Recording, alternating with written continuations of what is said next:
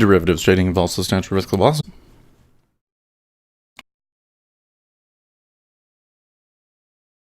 There's one.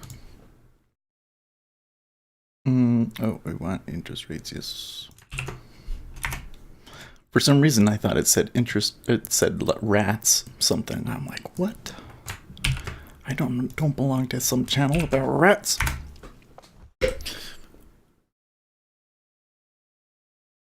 All right, so bring the chart over. Well, so first of all, I want to note Bitcoin moving up yesterday. It did pull back a little bit. They are now attempting another run, but falling a little bit short of it. Could be a critical day in Bitcoin there for another move up or an exhaustion move down. Here in Treasuries, we had a really big move up yesterday, and now another move up. Another move up overnight. What the fuck is going on, guys? What is going on? And equities have not moved. Well, what about the currencies? Let's pull this currency chart over here. Okay. Where's the move? Where's the move? Okay. They did move a little bit lower overnight in the currencies. 6E, British pound. Yeah. What about oil? Oil had a. That's one of that. You don't want to be involved in that. Good grief. You guys that trade oil, you are really something. You are brave motherfuckers, because like seriously, that is just, man, if that happened in Treasuries, I would be like, fuck this. I would just quit for the day. This is just woo, and that happens like every day in oil. All right. Well, I think that the Treasuries are trying to tell us something. I don't know what it is, but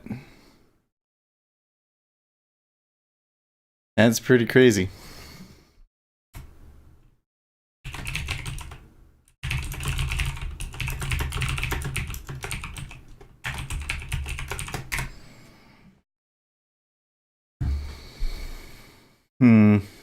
So the problem you got here is that maybe the E-mini falls apart, right? Treasuries might not move up as much. They're kind of moving up here into like, it's like an ascending triangle. There's that high back from December. That's up there still.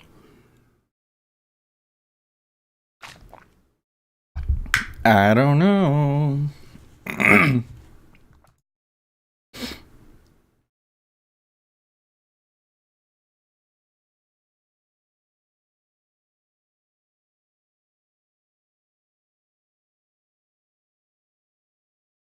Okay, don't need that. Let's just, get everything set up here. Get everything going. Good morning. The, 3 people that are watching. Slow morning, I guess. We do have European consumer confidence, and we got the FOMC meeting minutes today. That's going to be crucial. Well, today is Wednesday. Well, let's just type this one.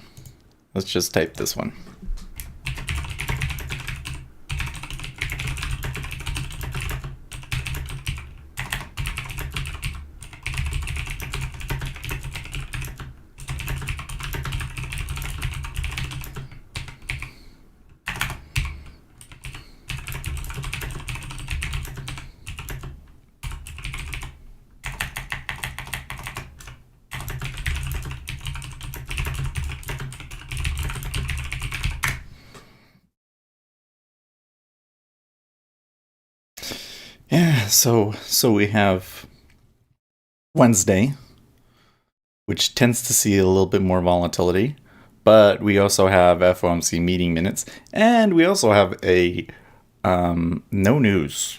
So I think that today has a slight probability of being a little bit more range bound, and And then you add the context on top of that. We've been having these moves up that we just don't understand. So taking a position here on the open, I think I'm going to do what I did yesterday. I'm just going to kind of sit back and see if it goes somewhere. See what it does.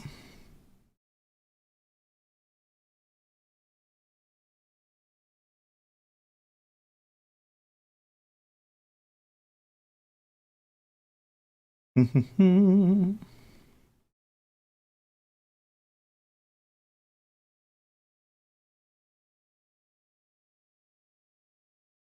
know. Oh, we don't have Chrome open. That's what I'm missing. That's what I'm missing.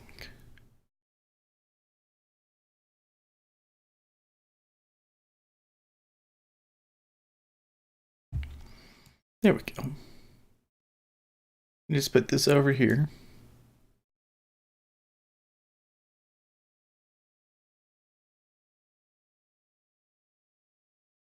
Bring YouTube over here. All right.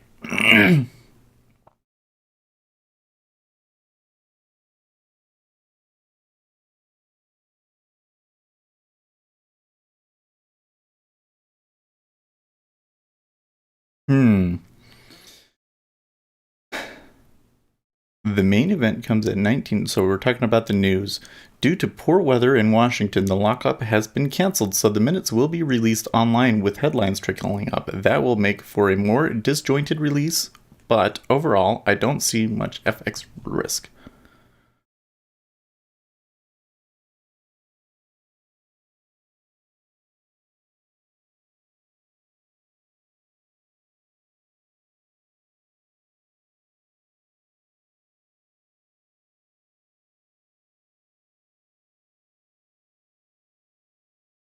Oh.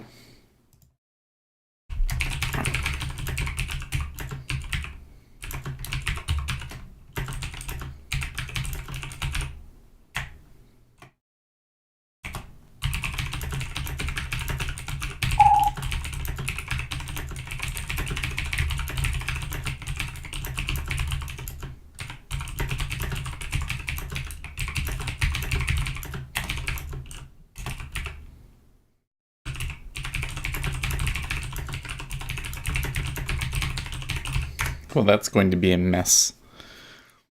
Maybe that also explains why liquidity is a little slightly lower today. And here we're 10 minutes in.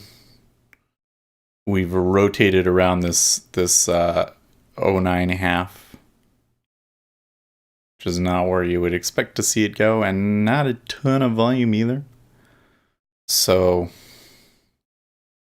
yeah, this bad weather, much more difficult action today. Let's keep on our toes though.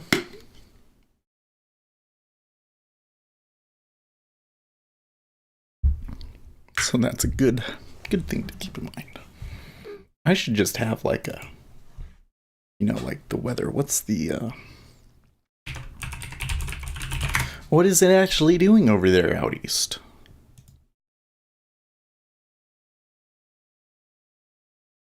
No, I want to continue using my ad blocker. Okay, I see.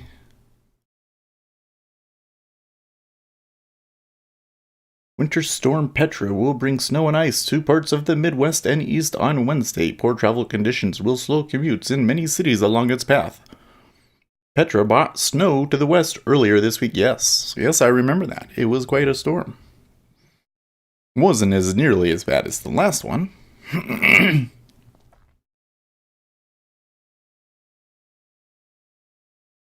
Winter alerts. Definitely covering Chicago right now. And heavy in... So we got winter weather advisory, but then in Washington there's a winter storm warning. So maybe it's not super significant to the areas that we are concerned about.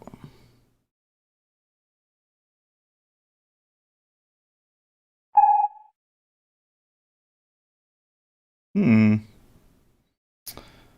Investors and traders get the fastest news feed terminal in the game with an exclusive 35% discount here from My Trading Buddy. Let's see what the deal is. A streaming platform with all the information you need. Blah, blah, blah. Live audio squawk. Blah, blah, blah. Audio squawk. Blah, blah, blah. Fastest news feed. Blah, blah, blah. Benzinga. Is that what it's called? Yes, BZ. I've never heard of that one.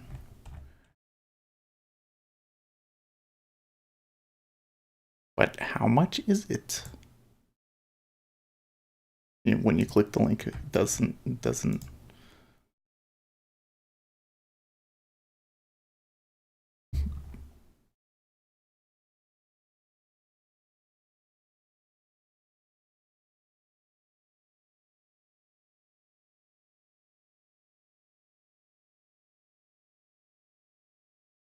I really hate how they never put the price.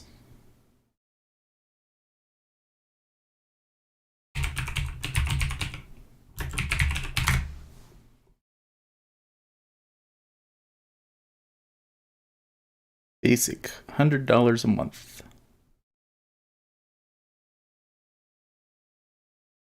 And that doesn't give you the squawk. It just gives you the newsfeed access. It does not include the SEC or PR news feeds. 147 gives you the audio squawk.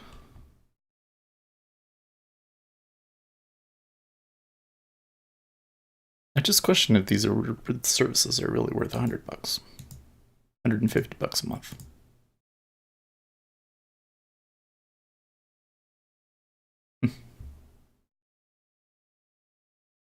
Oh, whatever.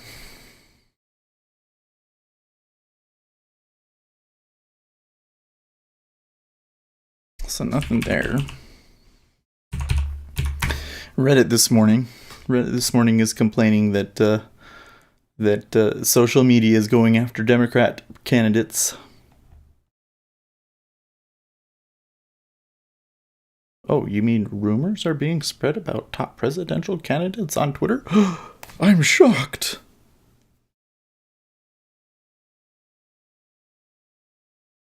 Yeah, we've been here. A zipper is not the way you want to start out the session.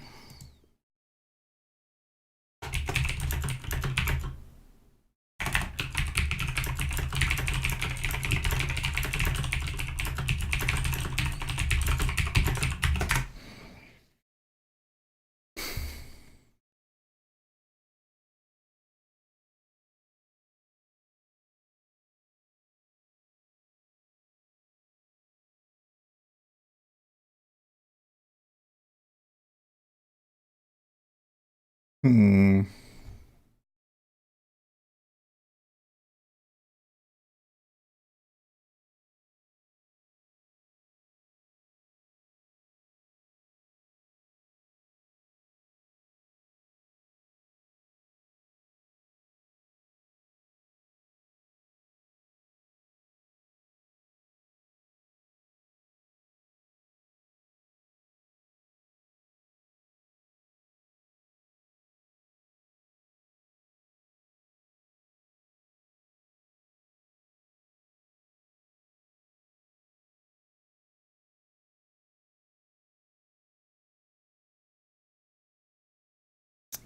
It is just way crazy dead.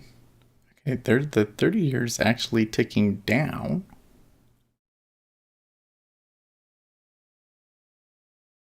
And the 10-year is absorbing at 09.5, which is the middle. That's curious. 30-year did tick down there, though.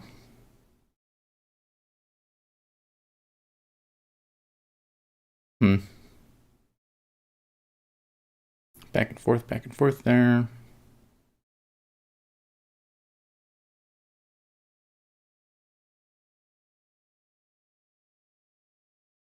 I mean, 400, 500, 700. Those are decent. Those are numbers worth paying attention to in the 30 year. And look, they're continuing down there too.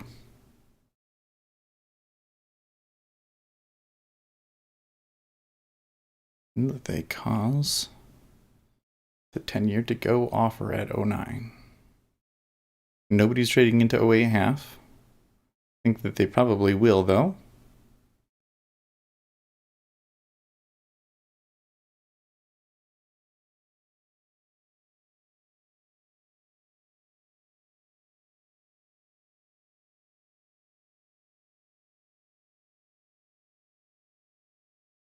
Kind of curious the way that the 30 year drove that.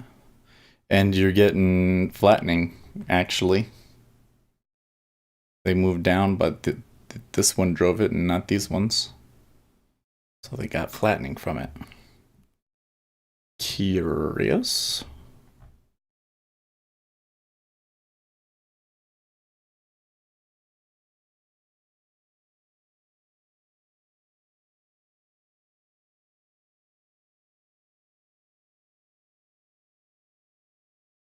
But I'm a little concerned that that would snap back. Just given how slow it is, you either got a super trend in the making or it's going to flip on its head. Block sell. There you go. Okay, that's interesting. Block sell at 08.5. Didn't quite get through it. It's actually holding. E-mini moving slightly higher here. Do not see any news on the wire.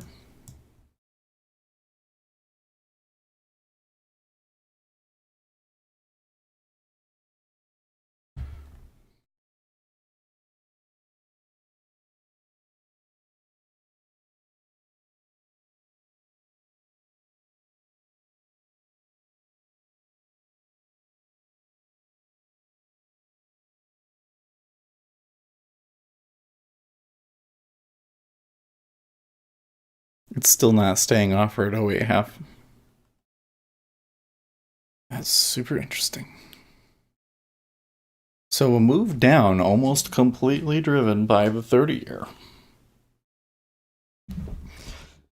This is one I haven't seen in a long time. And I don't remember anything about the last time it happens, but I seem to recall that it's happened before. Or that I've seen it before, rather. Of course it's happened. Everything's happened before. Probably.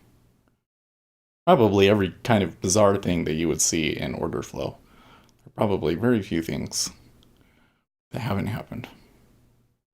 I'm pretty sure that I've seen it. Pretty sure that I've seen it before.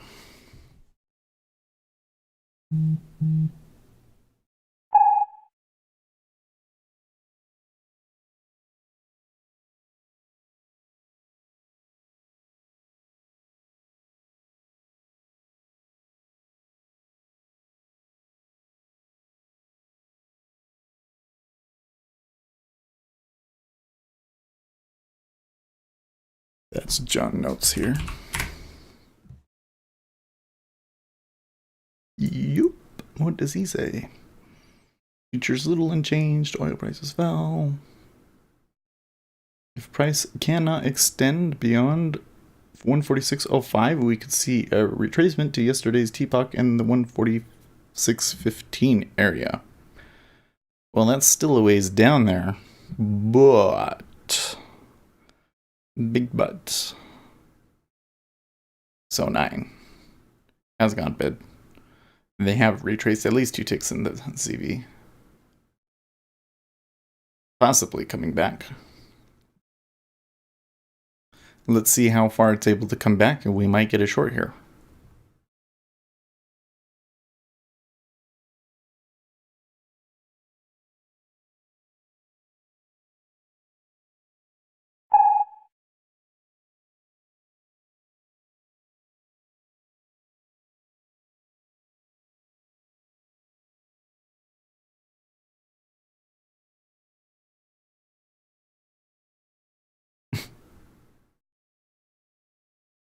Zimbabwe abandons one-to-one peg between quasi-currency and the dollar. Zimbabwe goes dovish too, says Zero Hedge.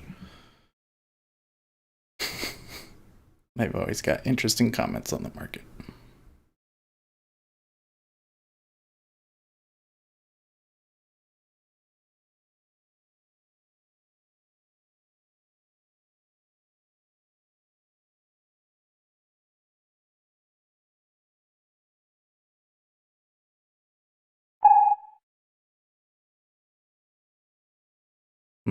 Just more about Tesla. Tesla General Counsel quitting.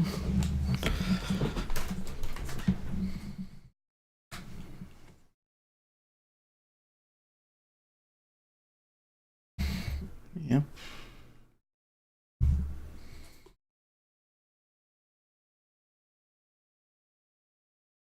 Well, I do see there's some comments while I was reading that. TJ Null, how's your day going? Well, I'd say pretty fucking boring. Pretty fucking boring, guys. This is just a market is just really slow. I mean, that's okay, it happens, but so far this is not the best action. Not the best action. And hi, J Constant. No, I would love to go into a rant about politics, like continue our discussion from yesterday. I think we should wait until everybody's in, though. You know what I mean? USB shares tumble as French judge slaps bank with record 5.1 billion fine. Wow. You could build a wall with that.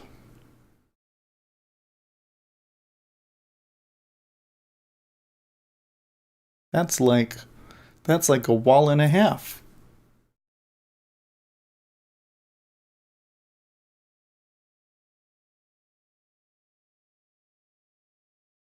From here on out, like forever and always, when we're talking about big government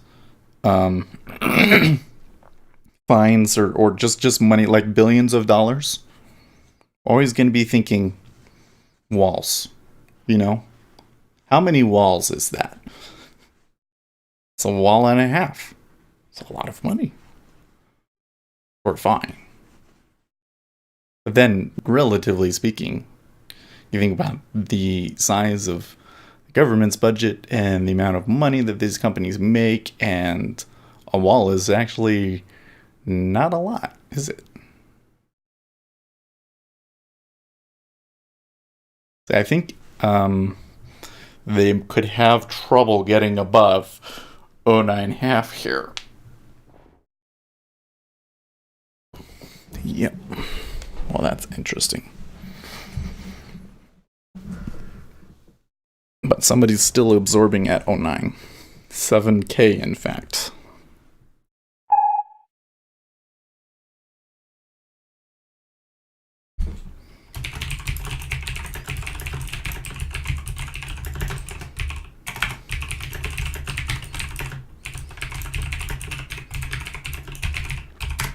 So, I've seen this before, and I think we need to be cautious about what we just saw there at 09.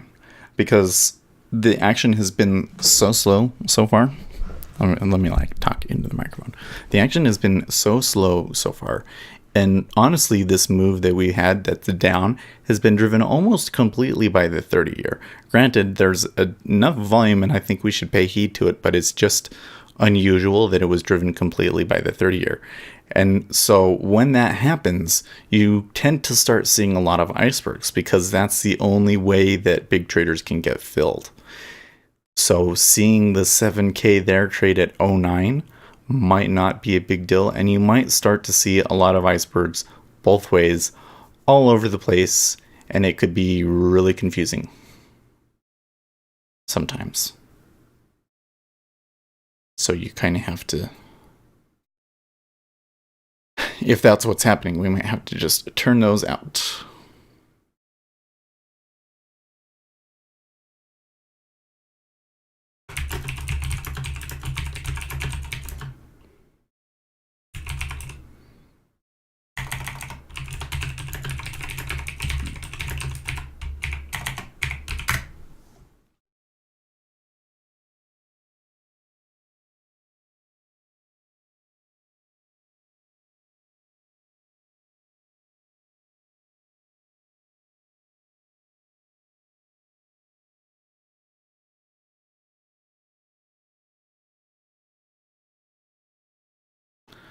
Hmm.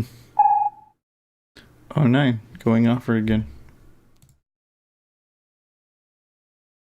Think of the cost savings if everyone but Elon Musk quits.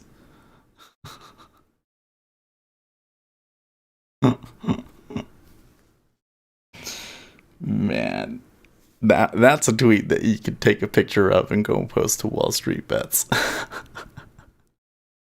Totally. That one's hilarious. I'm gonna like that one. I think that's hilarious.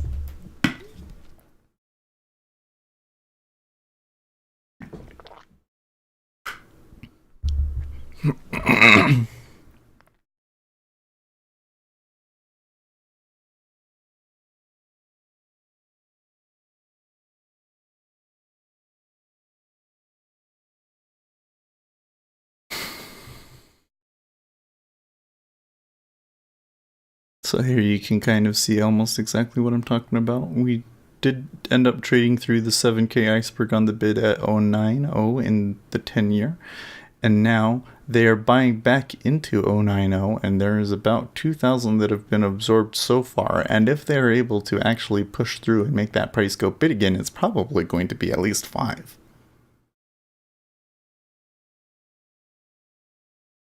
Good morning, Lucas. See, you're a little earlier today.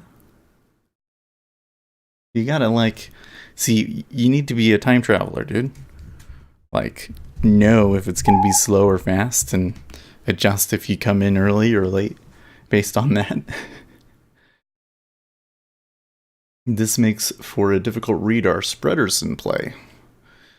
Well, I'm not really sure. So it could be because what we're seeing here is a pretty strong sell in the 30 year and the 5 and 10 not really reacting to it. Look at the why do I should just open the pen every time. Always like I need to open the pen so I can draw here for you guys.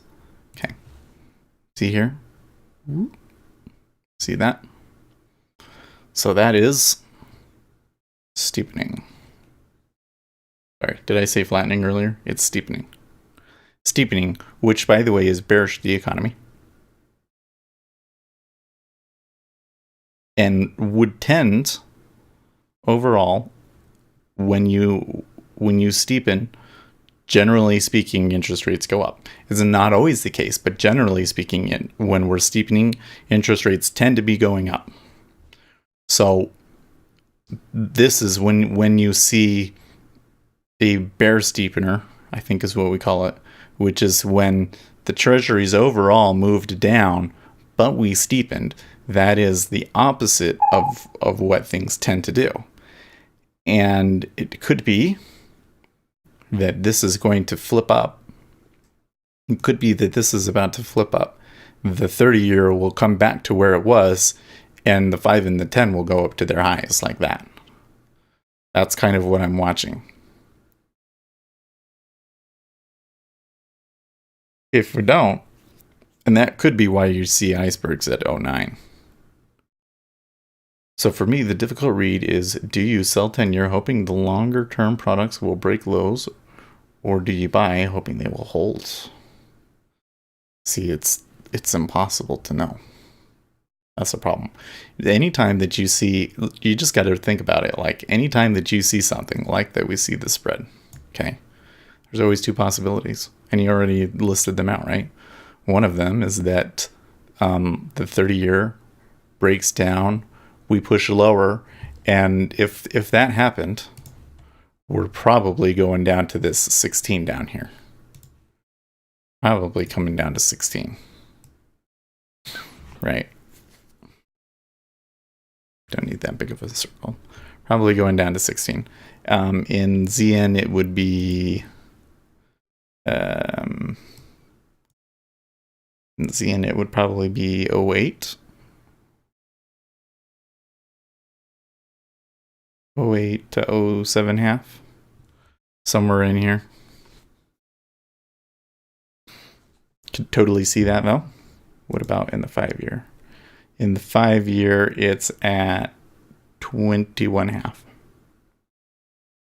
So I do see if we're going to have like a revert to the mean type of move, or rather move into yesterday's point of controls, I think that we could break these lows and move a little bit lower. But because we're seeing this strange thing in the spread at the same time, maybe, just maybe, it flips around and we move up. Or, another scenario, we go really, really slow for the next 45 minutes, and then equities open, and they decide to hardcore sell equities, which is not out of the question. Let's pull the E-mini over here again. Okay, we've had a pretty good move up here since February 10th, haven't we? Let's look at it from here. We've had a pretty good move up here, and now it's kind of slowing down. We're not quite to the top of the range, but it's getting close. Possibility they could sell it here. Possibility they could bump it up really high, and maybe that's why they're reacting the way that they are right now. And then, like I said, you're having this move down, but they're buying it. That could be the spreading. If they're doing a steepener, they're selling the 30, they're buying the 10. So they're buying the 10 on limit. And that's why you tend to see the big icebergs. By the way, Donald Trump tweeted that the New York Times reporting is false and they are a true enemy of the people. Ooh, okay. So this is interesting because this is the first time Donald Trump has specifically called a specific news outlet an enemy of the people. Before it was just fake news. But now he's saying the New York Times is fake news and is therefore an enemy of the people. That's a little different.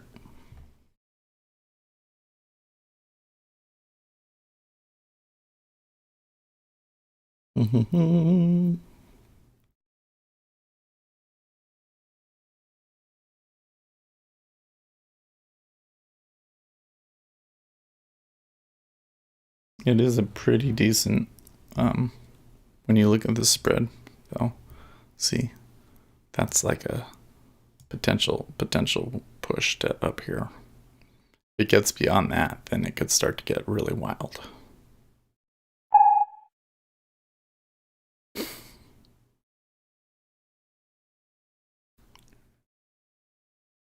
It talks about Turks dumping liras because of runaway inflation in the Middle East's biggest economy.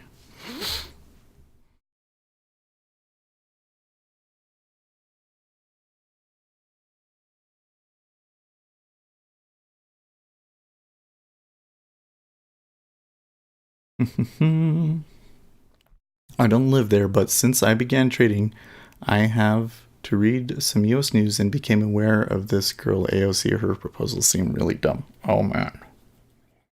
AOC is just everywhere, isn't she? I think that what's happening with Alexandria Ocasio-Cortez, I think I'm saying that right, is that there is a network, there is a social media network of far left liberals that have a real stranglehold on the social media discussion on the left. These people almost completely dominate r/politics.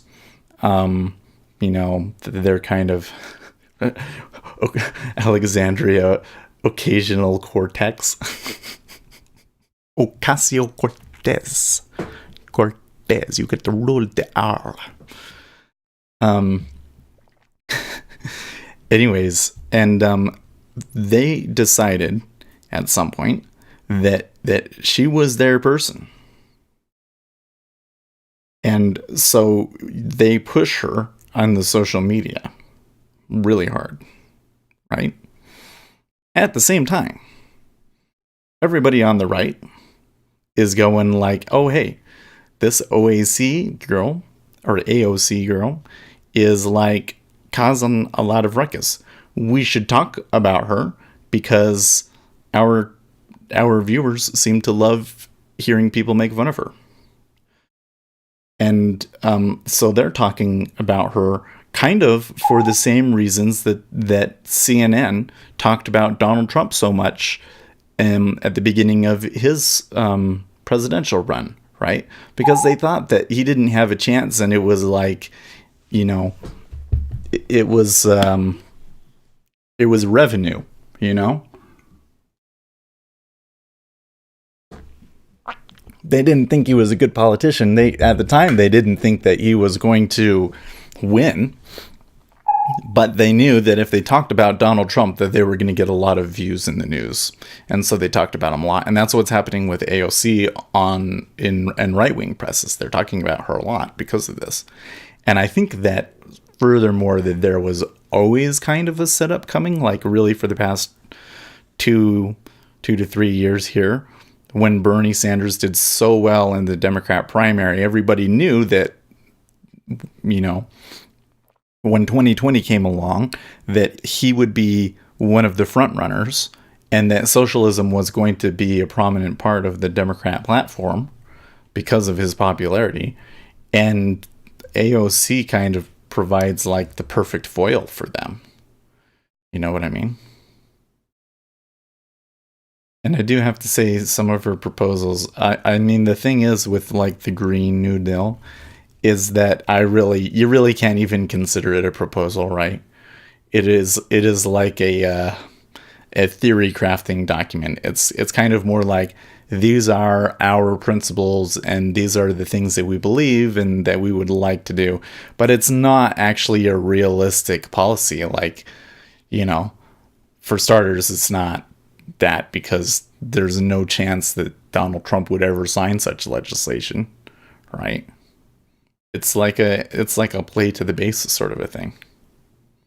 So I wouldn't necessarily, I mean, maybe she really is just kind of not too bright, but I would look at that document more as playing to the Democrat base. So when I see that, I don't necessarily think, oh, AOC is crazy. I don't think we really know enough about her to say whether she's crazy or not. And I think that a lot of the impression that we could get from news might be misleading.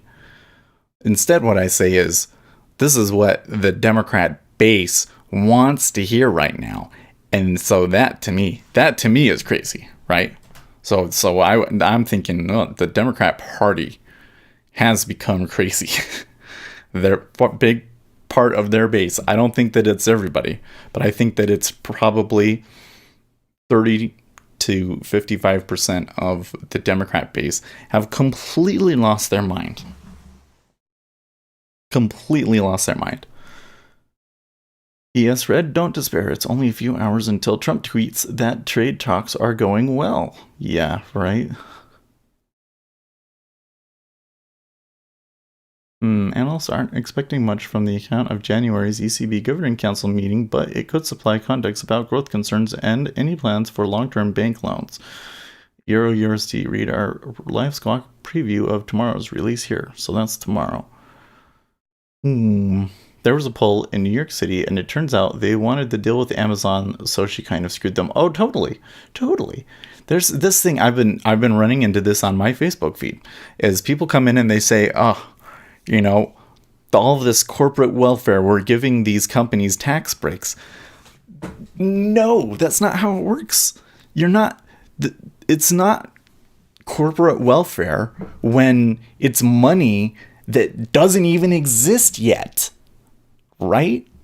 Like, they're complaining that they're giving Amazon a tax break, but it's like if you move here and you bring $20 billion in tax revenue over the next 5 years, then we'll give you a $3 million tax break on it, right? So really, it's wrong to think of it as a government giving Amazon money. Really, the government ultimately benefits from them coming in there because they get more tax revenue from them over the long run. It's really what should be thought of with this is they are removing a barrier to new business. The offensive thing here should be, in my opinion, shouldn't be that Amazon got a tax break, but that in order for them to move there, they needed a tax break in the first place because the taxes were too high. And so if Amazon can't move their business without getting a tax break, think of all of the small businesses that never happen, that aren't big enough to get a tax break, that just never happen because the taxes are too high. Huh? That's what's really going on here, is that the government has created a barrier to entry for smaller businesses. It's fucked up. And then everybody complains about Amazon. Not that Amazon is an angel, I mean.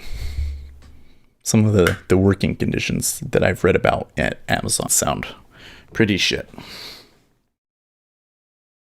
And I think they should, I don't know about how much they pay them. I mean, that's kind of a market thing, but I think that at the very least you could treat them a little bit better and give them a better quality of life, because if they're working that fucking hard and you're only getting paid $15, man, I tell you what, there are a lot of jobs out there that pay $15 an hour or more and are a lot less stressful and involve a lot less work. So that's kind of interesting. The 30-year did move down there and made new lows, but 0.7 was as far as the 10-year was able to get, and now we are almost back up to the open, which was at 0.9.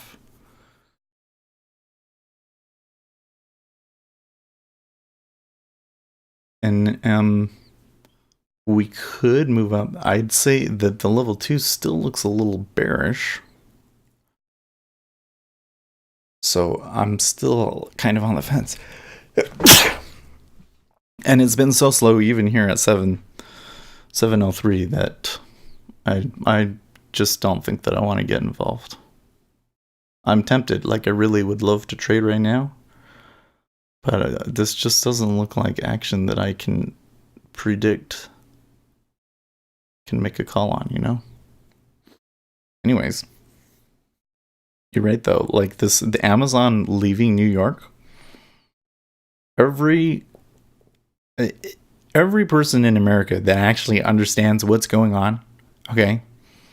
There's a lot of people on Wall Street that are Democrats, remember.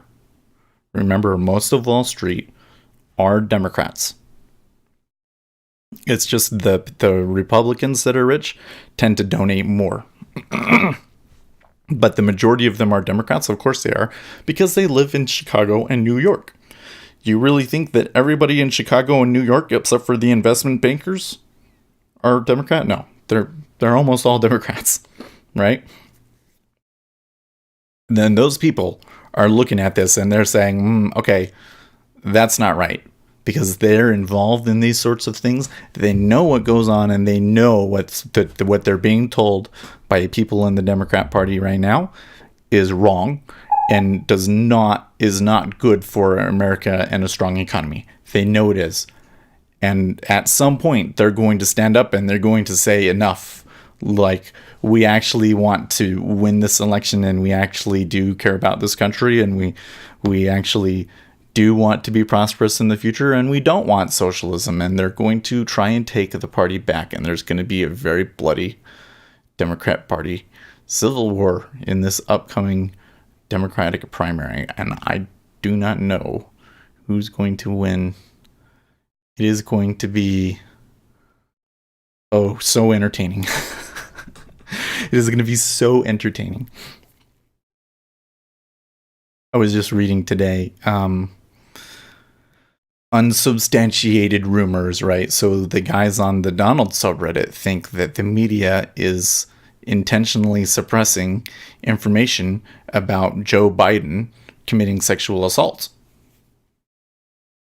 I have absolutely no proof for that, and as far as I know, the people saying this are completely making it up, right? But that just gives you an idea of, because right now the only real establishment candidate is Biden. Amy Klobuchar I don't know how to say her name, but Amy. Amy is all of a sudden with her recent town hall been trying to say, oh, hey guys, by the way, I can be your moderate candidate. Yeah, bull crap. No. You're just doing it because you know that you don't stand a chance running as the left candidate, right? And her campaign so far has been such a disaster. She's not really a viable candidate. So really, their person right now is Joe Biden. So will the left go after Joe, and then vice versa? They're going to go after each other. So Kamala Harris and Bernie Sanders, Elizabeth Warren maybe. It seems like people aren't so high on Elizabeth Warren anymore. But these people go after each other. It's going to get ugly. There's going to be a lot of dirt thrown around. There's gonna. She plays the same ideological BS that politicians where I live play. That goes just well with people who are ignorant and poor in general, good intentions, and no brains. Straight white male equals problematic for them. Well, yeah, it's really interesting that the only reason that Kamala Harris appears to be the front runner on the progressive side of the party. Well, I wouldn't say that it's the only reason, but one of the biggest reasons that she is the front runner is because she has black ancestry and is a woman. Because the Democrat Party really doesn't want to elect a straight white male. Right? There you got Cory Booker. Maybe Cory Booker could come out as gay. We could have the first gay president or something. But they're not really taking Cory too seriously because he seems like he's trying too hard. I think that people on the right will say he's emotional is the way that they're going to try and label him.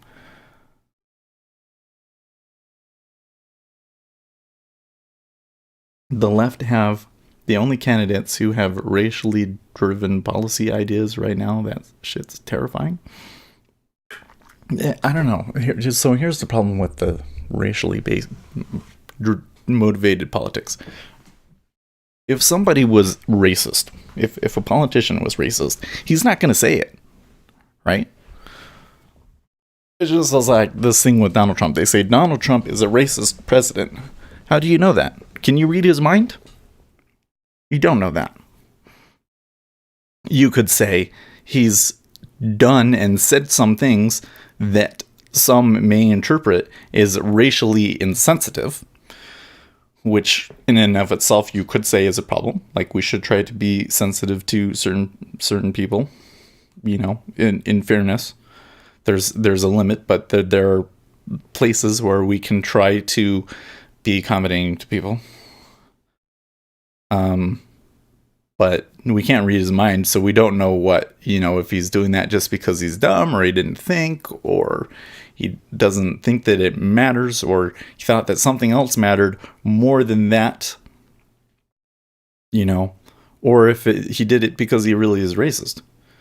There's a way of being racist that disguises itself as good intentions. Right-wing and left-wing racism are two completely different animals. Yes, good point. Well, because the racism on the left is basically like, how do I put it? The system itself is racist, and because it's based on who is the majority, so most people in America are white, therefore they're the majority and they have all of the power, that the minorities literally don't stand a chance. There's nothing they can do, and so we have to even the playing field for them.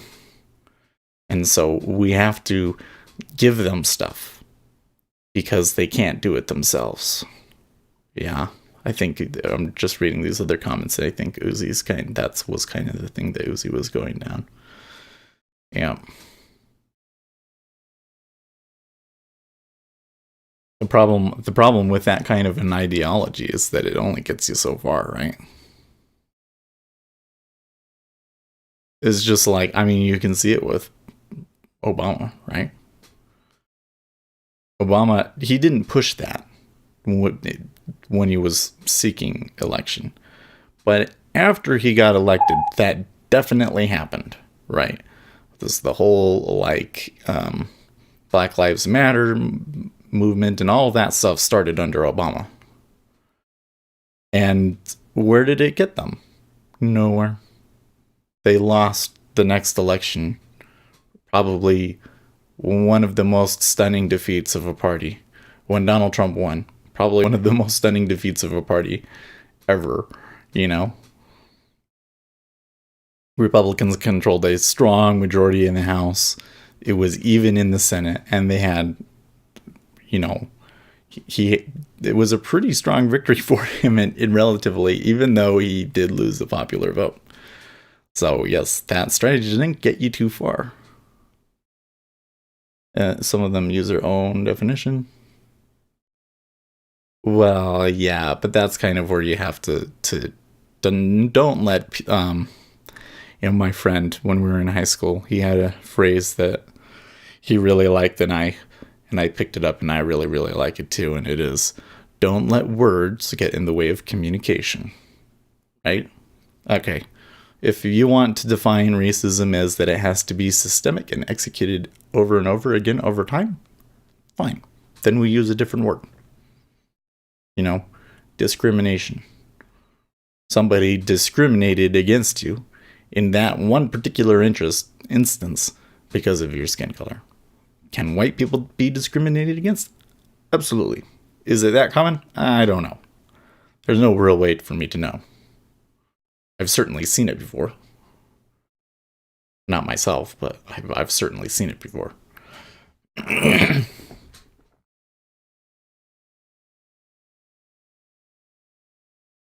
Hmm. It serves only as a way to place the burden of race relations on whites. That's why whites oppose it. I don't know. I feel, I mean, my take on things, I try not to focus on that sort of a thing so much, because I think you can really fall into a lot of really strange fallacies or holes. So Donald Trump tweets, California now wants to scale back their already failed fast train project by substantially shortening the distance so that it no longer goes from LA to San Francisco.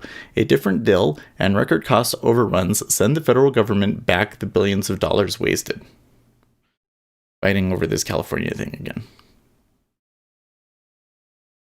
Golden Years 1,350 resistance that has repelled it 4 times in 5 years.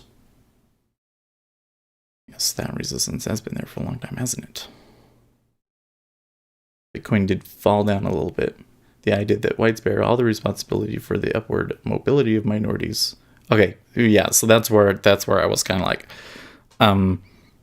when the election was happening, I saw very much this thing of like, what is the word?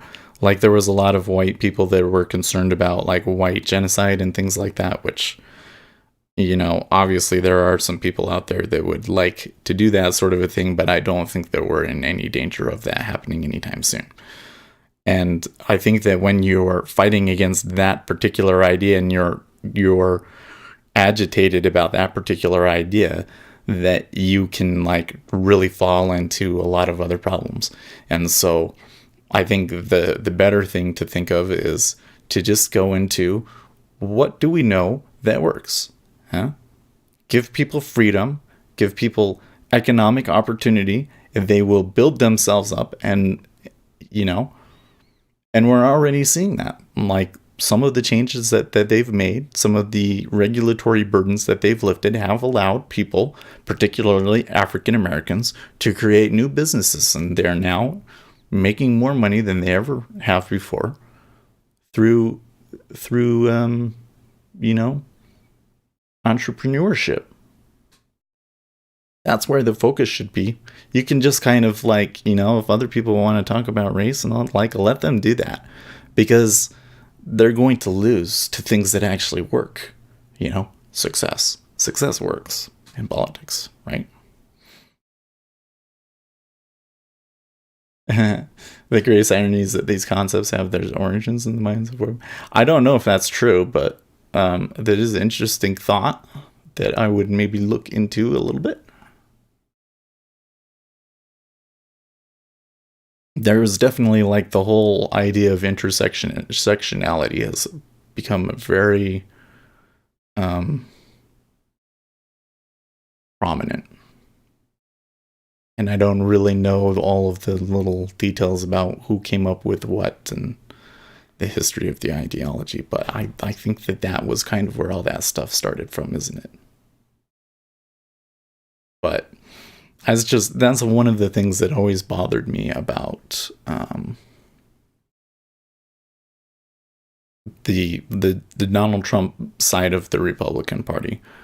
Not that they're necessarily wrong about everything. I think there's some things that maybe they're right and some things that maybe they're wrong. But in my mind, like, it doesn't matter. It doesn't matter. Because how do you solve those things? Increase freedom, create economic activity, encourage people to take risks. You know?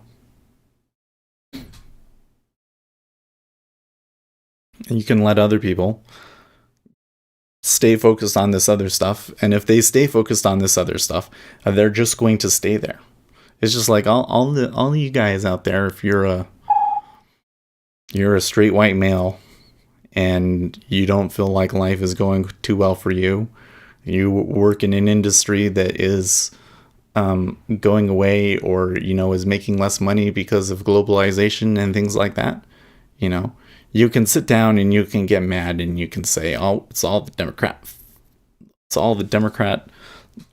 fault," and we need to fight against it and take political power and change all of these things. You can do that, or you can take risks. You can change. You can find economic opportunities. You can work hard and overcome all of those things on your own. Don't wait. Don't wait for some stupid politician to come along and fix things for you. Too many people out there seem to think that Donald Trump is going to fix their problems. He can't do shit. He can't. The only way you could really do anything that drastic is if you had a 60% majority in the Senate. Not going to happen. I don't know if that's ever going to... I mean, man, when is legislation ever going to get passed? It's crazy, right? Don't wait for the politicians. Okay, what was they saying here in Discord? Decent signals after the RTH open. Oh.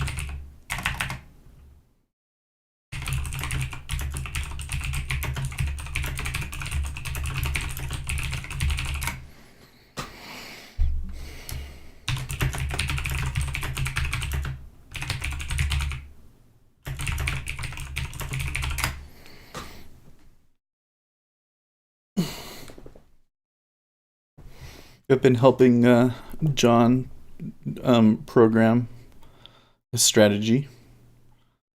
It's basically one where you can say what your bias is, and then it uses certain things to take an efficient entry on that bias.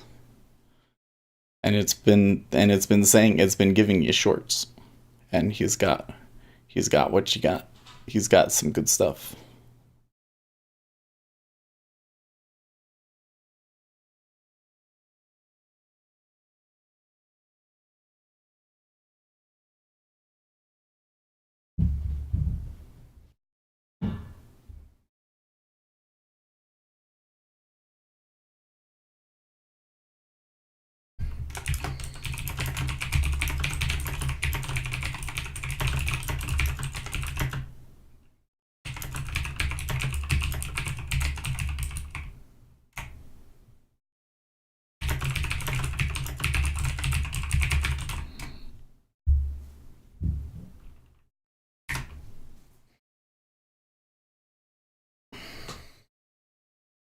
John, is automating stuff? Yeah, it wouldn't. It's yeah. I mean, you still have to do something. That's the thing with it. Is you can go in and you can say only allow long trades or only allow short trades. So you'll get down to a spot and you say, okay, here's an interesting spot. I think I could maybe go long, and then it waits for an impulse essentially long, and if it gets one, then it takes it.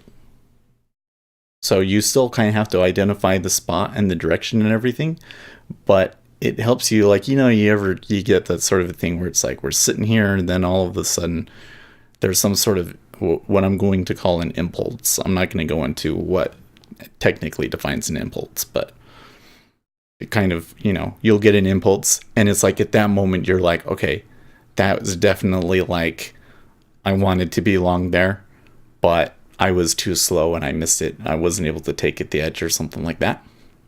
Well, this thing automates that entry so that, when that moment where you have enough information to get in comes, it just takes it and usually gets a good spot.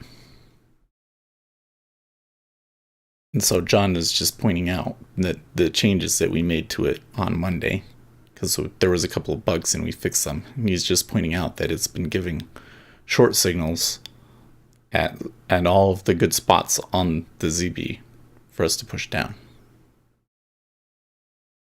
Yeah. Well, it wouldn't necessarily have to be on a trend day, but you have to have some sort of a good read on what direction it's going to go.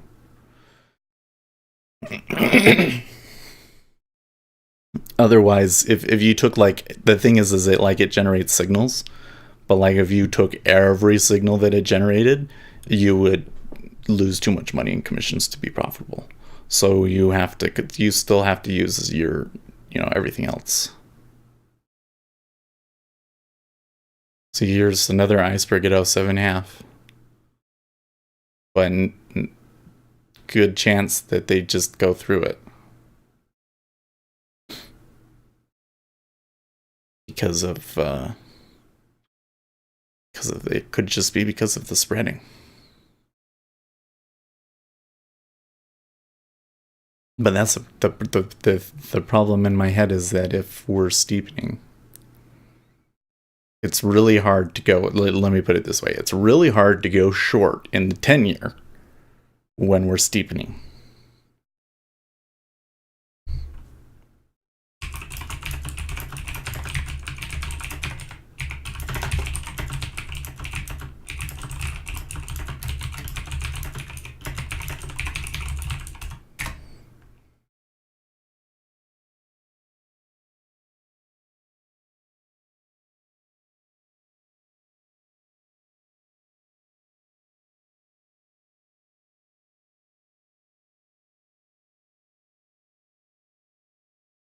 If we were trading ZB, maybe we would have taken some short trades and made a ton of money.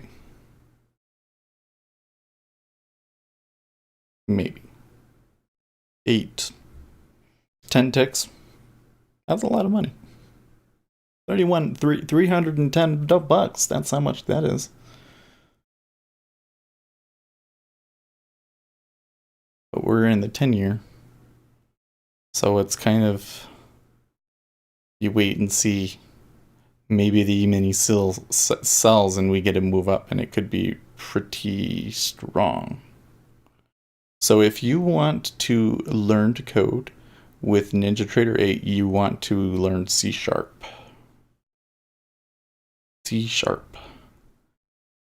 And it's not a terribly difficult language to pick up, in my opinion.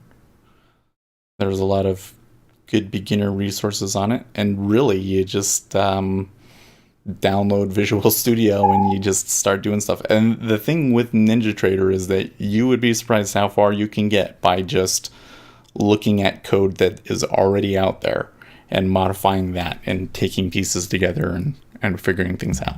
And then you just go and you read the NinjaTrader documentation. You say, okay, they have a method that does this. They have a method that does this. And that's how you do it. The kind of stuff that I know, the stuff that I've learned from programming in C# for over 10 years and going to school and everything like that allows me to do really complicated things that really you only do because you can. Yeah? So like a really good example is I have this cumulative delta difference column right here. So it's showing me right now that for the most part, we are higher in cumulative delta than almost any other point during the pre-morning session except for this spot here at 2780 when we were trading it up here, right? And I can actually add another column and it will like move everything over. And to do that, I had to do a little bit of a tricky hack and a little bit of class programming and so forth. To do that. Anyways, but you notice I only have one column on there. So like I put a lot of work into making something that I honestly don't use that much.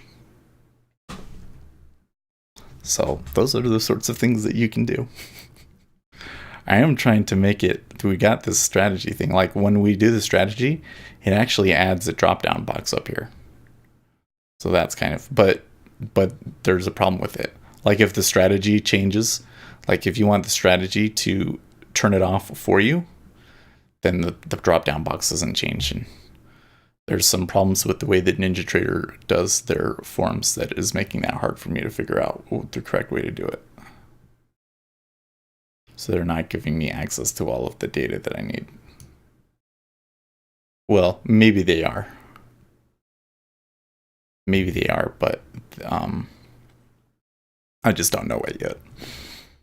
I just realized the new version of DayTrader opens when you open NinjaTrader 8. Yes, I did that. I did that too the other day. I was like, oh, let's just open up NinjaTrader for a second just to see what the market's doing.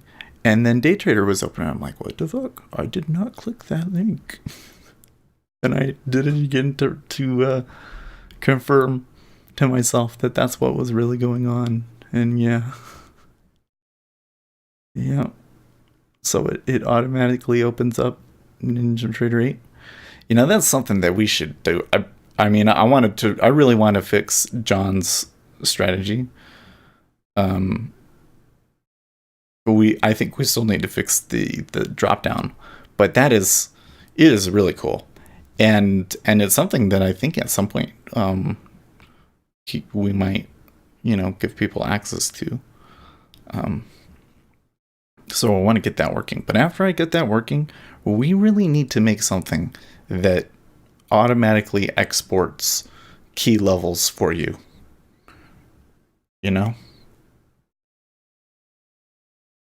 Export key levels so that you can import them into the columns in Jigsaw.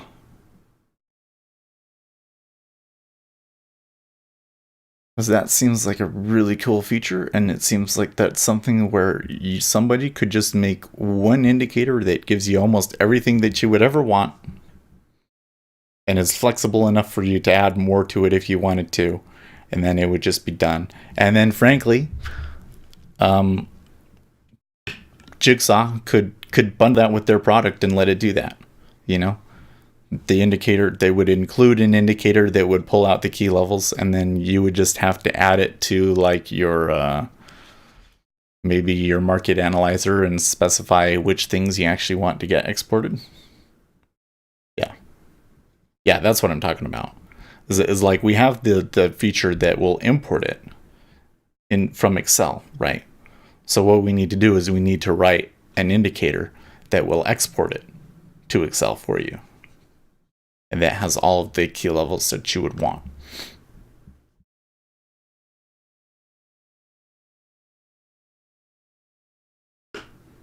And then if it's built in there like that, then you can be okay, so the E-mini is moving now. Why are you not short? I'm just, the way that the market has been behaving right now, it's saying to me that I need to not be involved yet.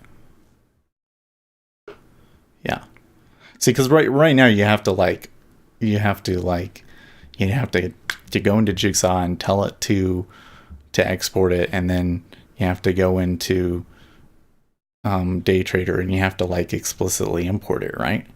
If we made an indicator for them and we just said, hey, here's an indicator that gives you like fucking everything, just like distribute it with day trader, then he could say, well, we'll just have it always export to this particular location, and day trader will always automatically try and load it from this particular location, and then it would just do it without you ever having to do anything. Okay, so they on the open here, we've traded 12,000 at 07.5. It has gone offer. There is a really strong offer. Um, that's one that I could potentially just go short at 07.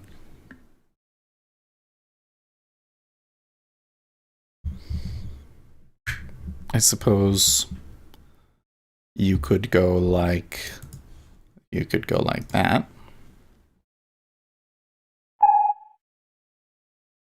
This is only because the probability of us seeing the low right now seems so high that it's worth taking down here.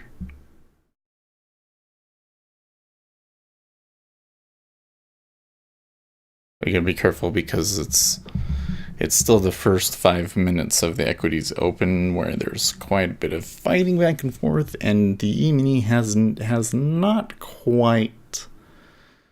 It looks long to me, but they haven't quite settled it, have they? Could still flip around.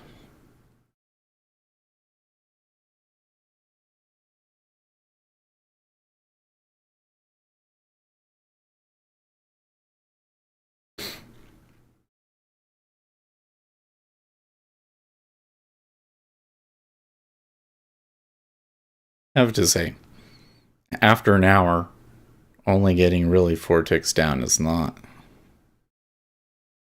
very good. You could see it drop by a lot more if this kind of trend thing continues. Because what you could see happen is what if the spread flips? What if all of a sudden they decide, oh yeah, the economy is really, really good. The stocks look really good. We can start flattening the curve again, and then you know, you would see the 10-year would just drop like a rock.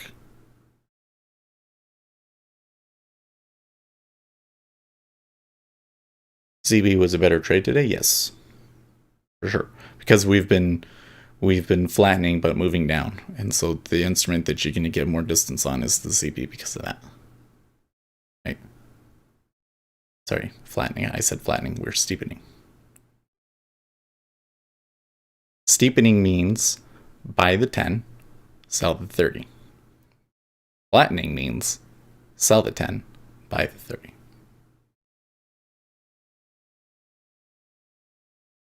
Okay, well, I got triggered into a short there, but only 417 have traded into it so far.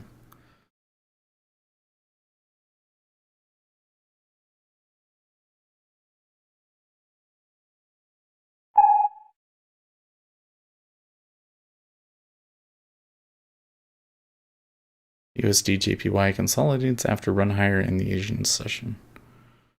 This is another thing, is the things we don't know why we moved up yesterday, but we felt that it was currencies. If it's currencies, the Japanese yen may just be consolidating and it could decide to move and push us up at any time. Yeah. This continues to be that a lot is being absorbed on the bid in the 10-year because of spreading.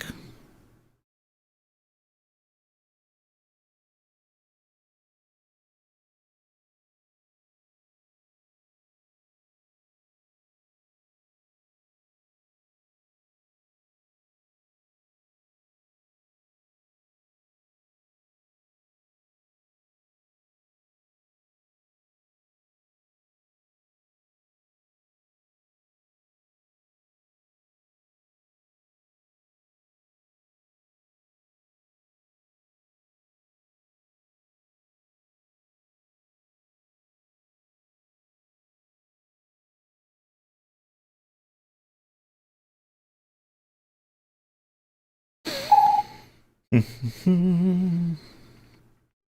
so that was a pretty good downtick. And the E-mini is pushing higher there.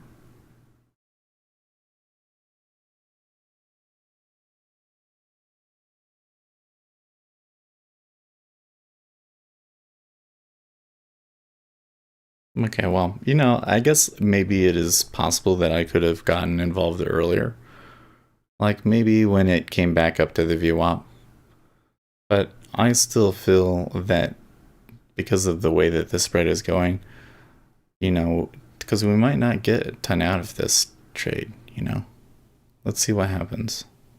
They seem to be pushing down pretty strongly now. But I don't know if there's a ton in this trade or not. Geometry.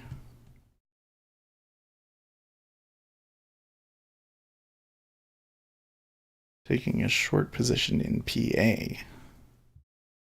What's that?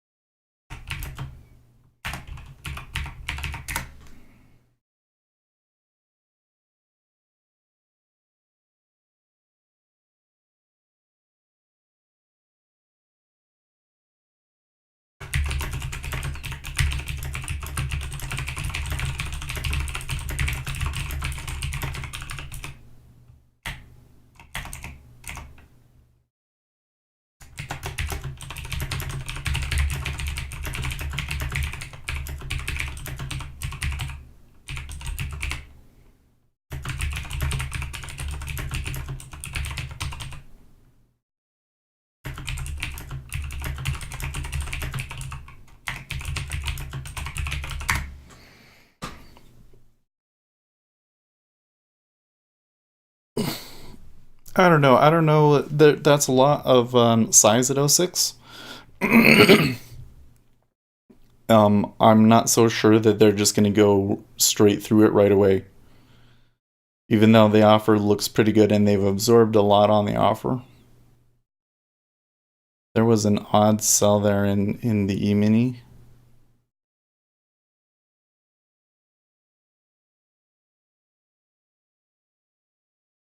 The odd sell and they're completely ignoring it. So I wonder if somebody is short and is about to get stopped out.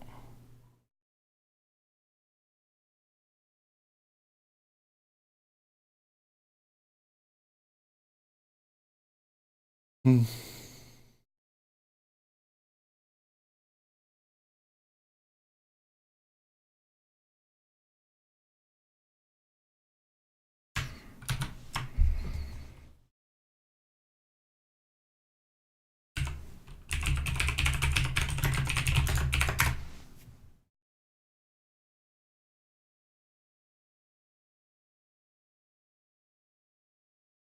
Okay. So 1,000 have gone into '06, and it is still 6,000 bid.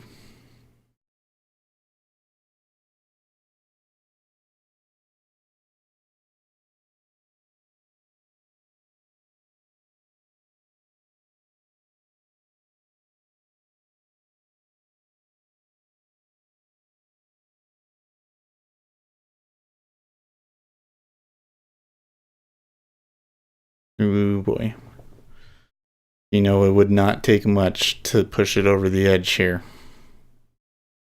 Especially with the E-mini pushing those highs right there. They'll almost certainly get a new high.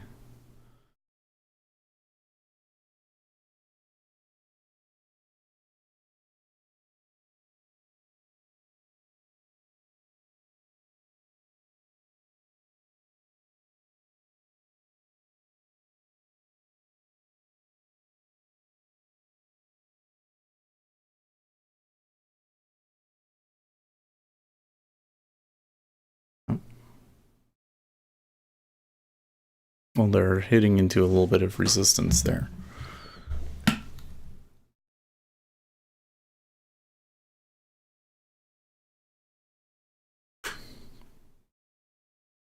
Okay, new high.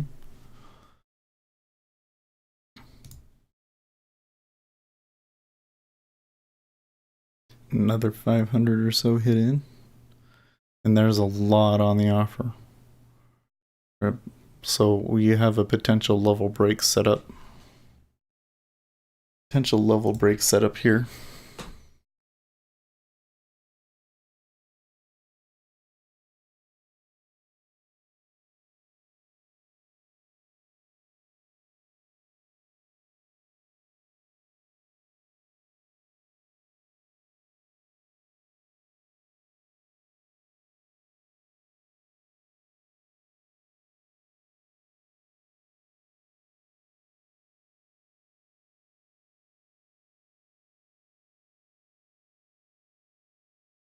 Okay.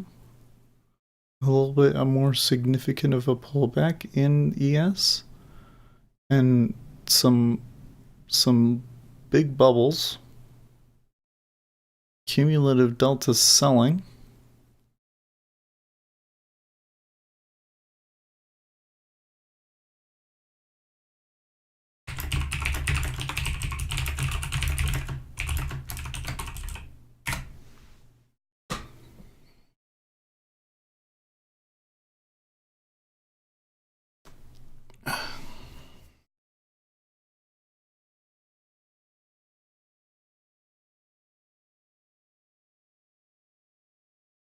Okay.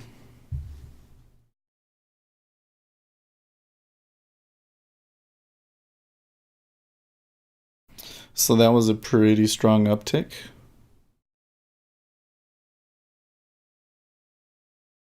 We're getting so many icebergs though. I mean, we saw 7K where we got in at, you know.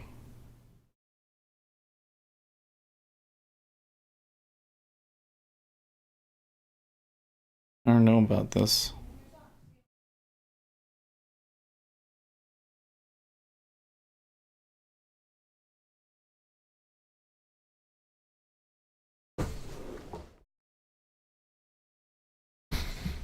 So that was a lot of selling, but buyers are holding it.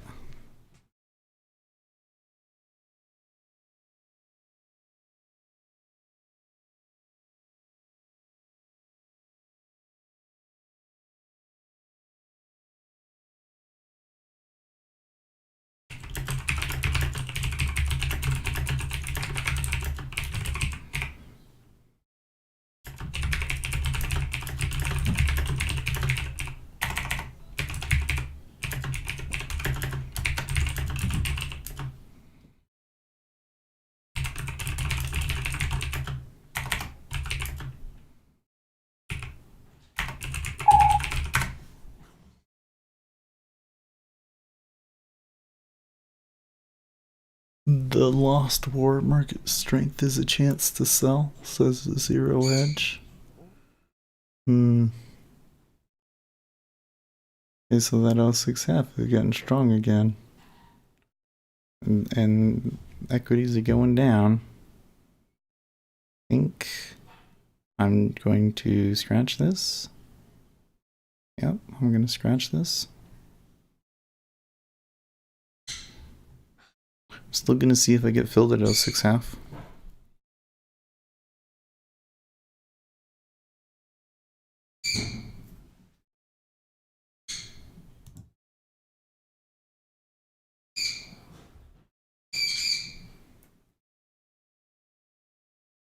What is PA?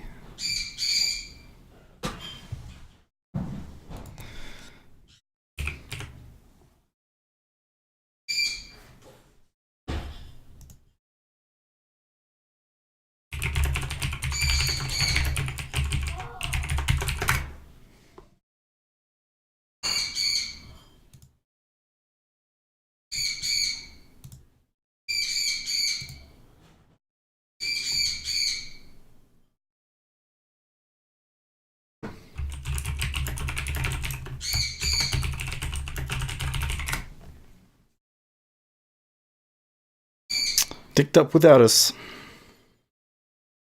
Glad I scratched it though.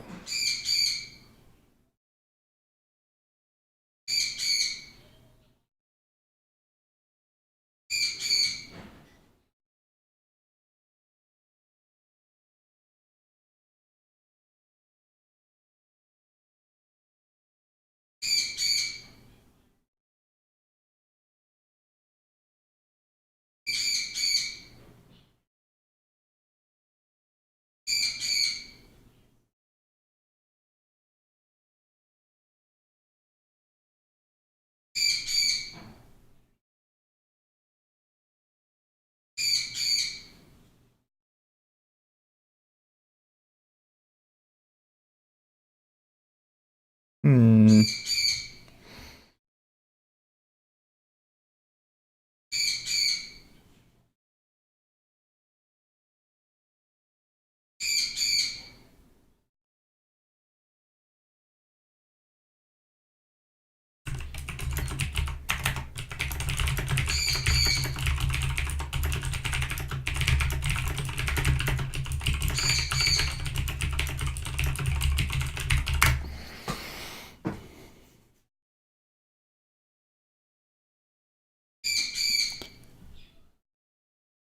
I don't know, guys.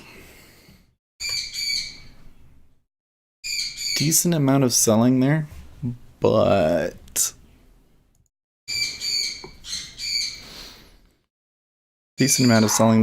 they haven't gone all that far. Buyers could come back.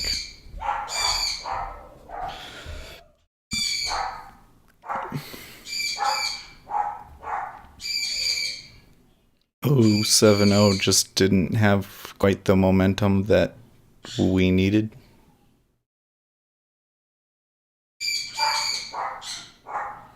So I think it's better to kind of hold off here a little bit and see what happens. Yeah, let's see. So maybe I would have been able to get the one tick.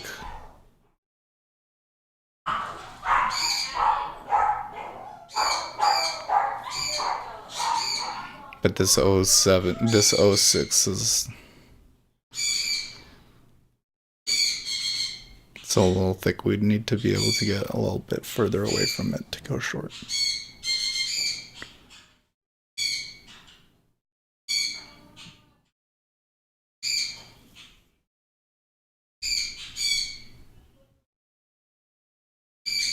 See the case for going long still, in fact.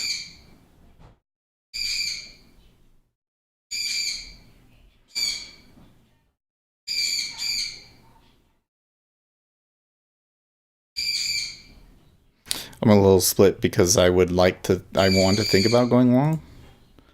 But I'm afraid that if I don't do it right now, that I won't get filled. But I kind of want to wait for more information from the E-mini.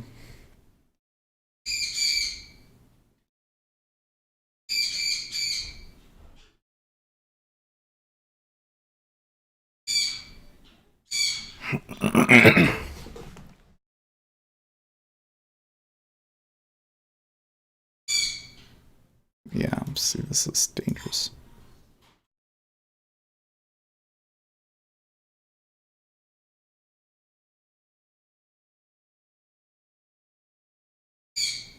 Okay, so now the E-mini is back up to where there was a bunch of really big orders.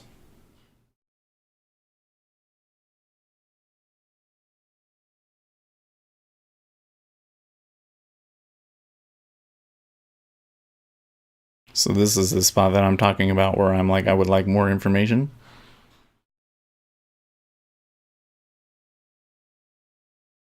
I want to see if this spot still offers resistance and they sell against it again.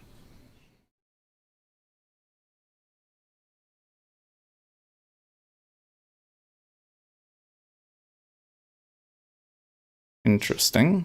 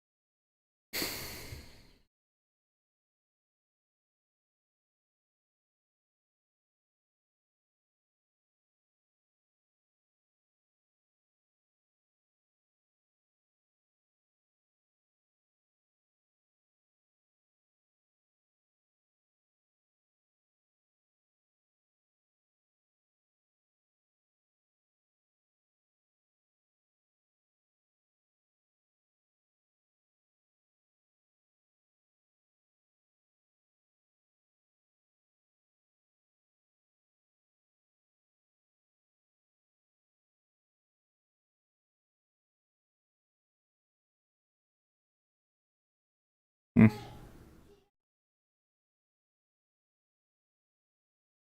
Also here in the mini, right, they came back up to that area. They slowed down. Now they're starting to come back a little bit. So that makes me feel a little bit more confident in the long over here in Treasuries.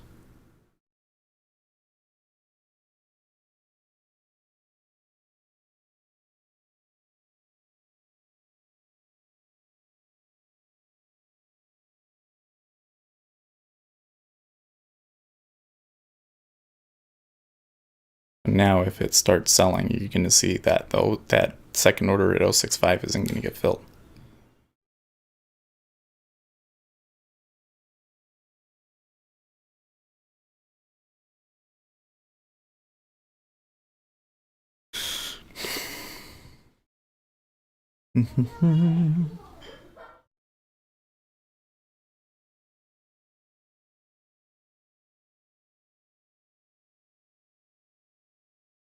This is that situation where if it does get filled, it might not necessarily be a good thing. So there's equities. Hmm.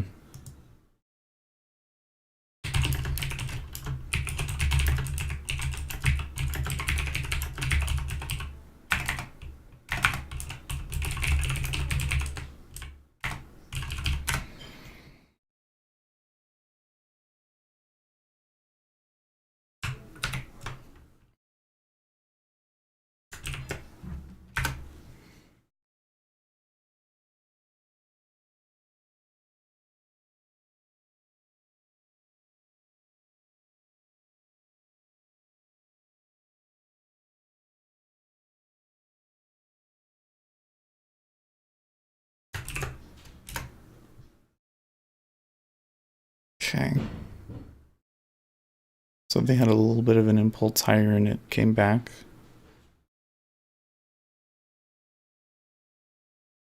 Good morning, everyone. Looks like we got like everybody in now. It always comes up to the same number of viewers. So thank you very much, guys. Man, it feels like I know I'm being a little quiet here, but it's just kind of tense. Like there's not much to say. It's not really telling me a whole lot right now. It's just kind of like here's the setup, and they're just waiting to see what happens to decide which way to take it.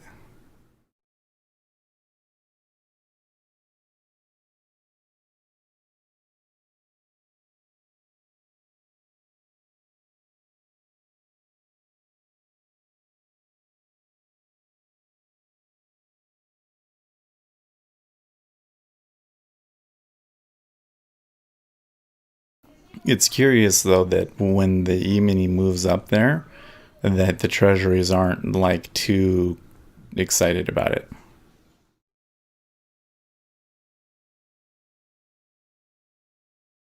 Like the 065 stays bit for now. For now. You gotta be careful anything that I say because Tyler's gonna hear it and he's gonna be like, oh yeah, oh really, Seth? Oh really, Seth? Well, what would happen if I did this? That wouldn't be true anymore, would it?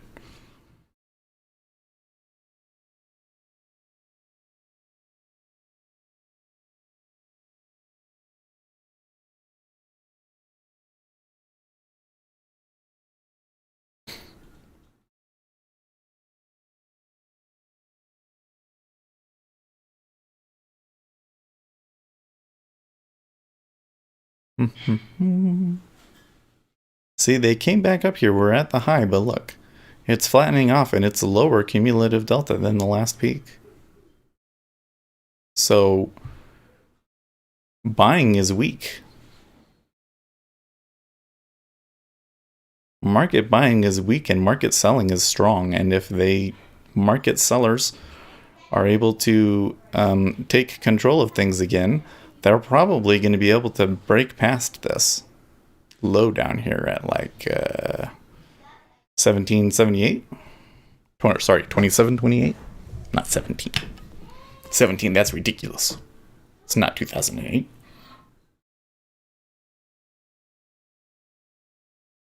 Okay, so there was a little bit of a pull there at 06.5 as the equities push those highs.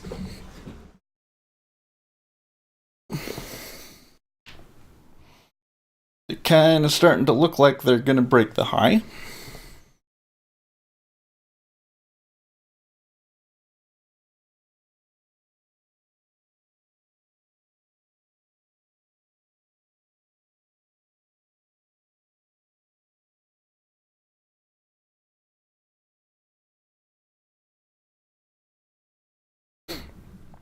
So if they break the high and the delta catches up, then you could have a pretty strong buy in the E-mini.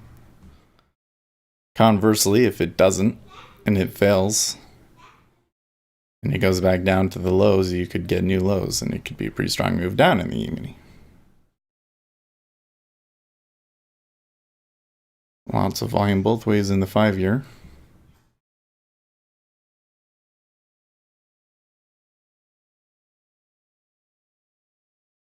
And you can see that they continue to steepen. CB continues to push down a lot harder than anything else.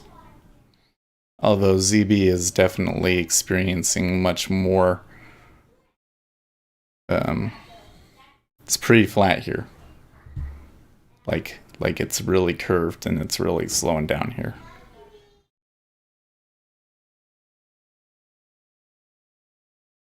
So that kind of that could favor a reversal in ZB for more than 5 ticks at least.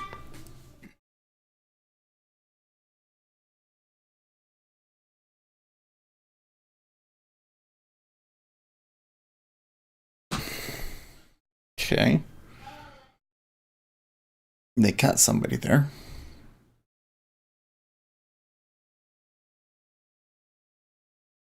Does look like that the buyers have a little bit of an advantage, or sorry, the sellers have taken a slight advantage. Should we say it like that? Does that make sense? Market sellers have all of a sudden started to take control of the action a little bit. Eurozone consumer confidence February A negative 7.4 versus an estimated negative 7.7 and a previous of 7.9, and a tick up in the 10-year. Well.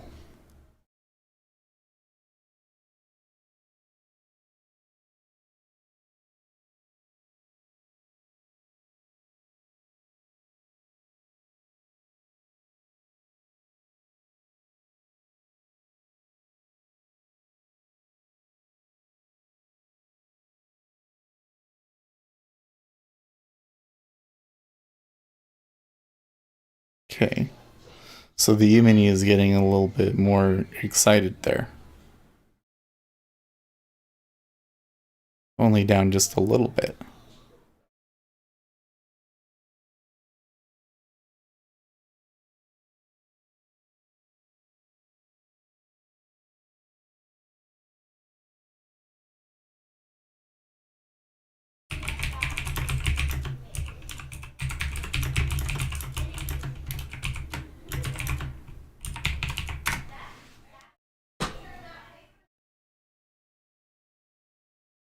So now what I'm seeing is the 5-year was in a little bit of a range here, and it's come out above that range, and they're absorbing on the bid.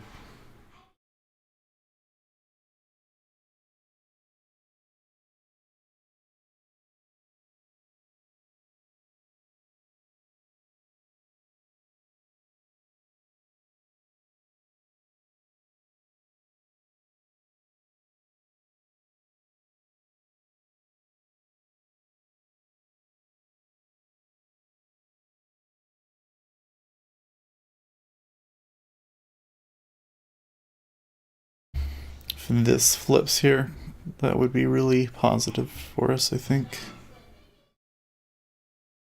The 22 stacked, and you started to see pulling at 22.25 in the 5-year.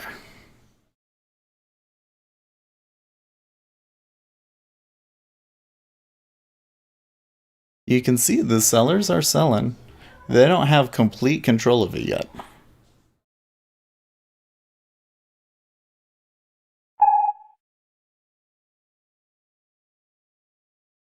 And that's just the advanced consumer confidence number again.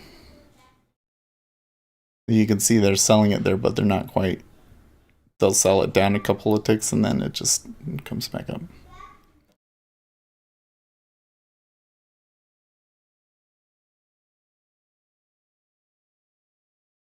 Okay, so now you do get a flip there. Momentarily, at least. 22 and a quarter at ZF did pull. Positive, in my opinion.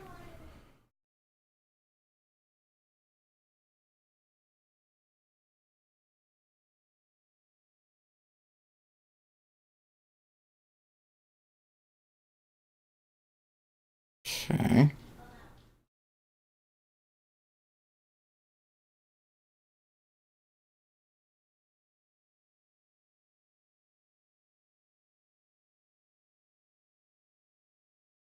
Wilbur Ross violated his ethics agreement and submitted a financial disclosure form that was not accurate, according to the Office of Government Ethics.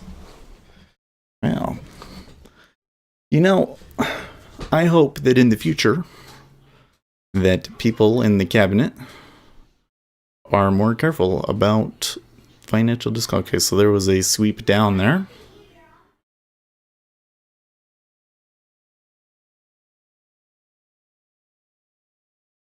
It was the most aggressive move that we've seen so far, but it still was still relatively. Yeah, I have to say that even the E-mini has been relatively quiet compared to what it has been in the recent past. Russia will target the U.S. with new hypersonic weapons if it deploys missiles to Europe. Hmm.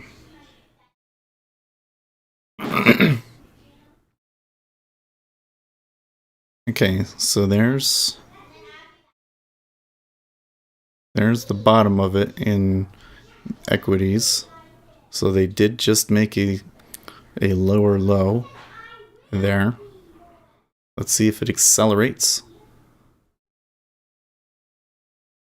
Possibility that it reverses back up really quickly. I don't know.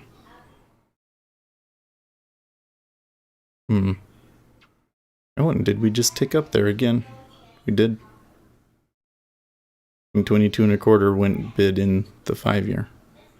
So now we are coming back up into where we were before this drop below 07.5. We could encounter some resistance here. Okay. There's a little bit of interest trading it back and forth at 07.5.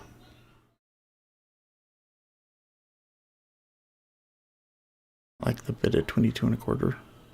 We would need to see the 30-year come up a little bit, but I think that what you will tend to see is the 30-year will drag a little bit, so the 5-year is probably going to have to drive us. Oh, and by the way, 5K on the offer. They bought right through it. A couple of big icebergs. Well, not big icebergs. A couple of big trades in there, too. Ooh, big iceberg at 07.5.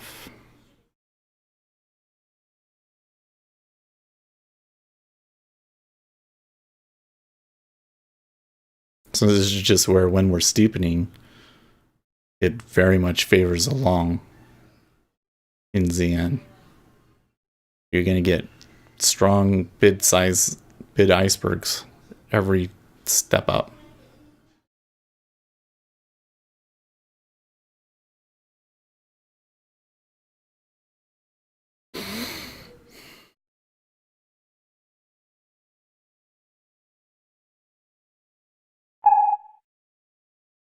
German business confidence is expected to drop for the 6th straight time this month as managers consider a litany of threats to their companies. Euro USD, says Live Squawk.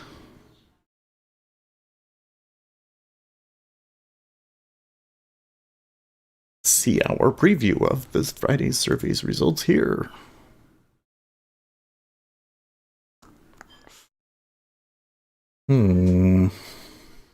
So it did come back, didn't it?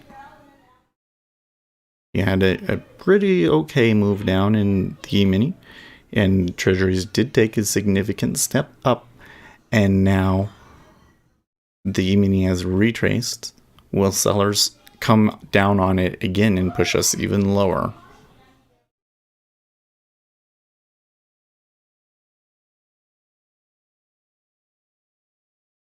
When you look at the chart pattern, it looks pretty negative, but when you look at how far away we are from the high of the day, it doesn't seem like such a big deal. And when you look at the overall like deltas and everything, 4,000 contracts short, it's not like that's not like crazy or anything.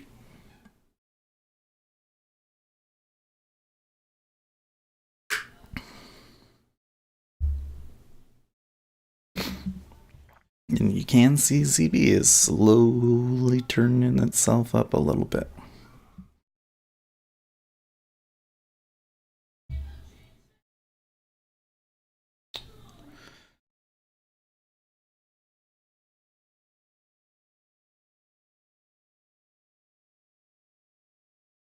Come on.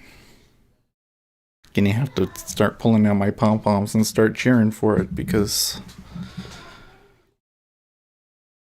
they got the setup. Could totally do it. Just not quite doing it yet.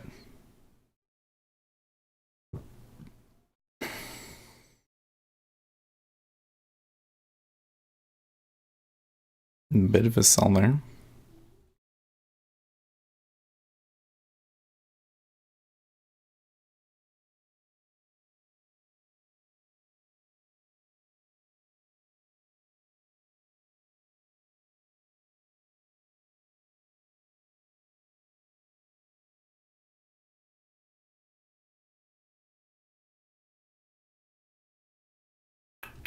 The 07.5 did go offer again. The 22.25 did go offer again. But weak offer. Bernie Sanders raises $6 million after announcing presidential bid. This is a lot of money, guys. How big is Donald Trump's war chest right now? Well, we'll see the end of March when quarter filings come in. Find out who raised the most. See, the cumulative delta is now making a lower low. You are not making a lower high. So there are some longs holding it up.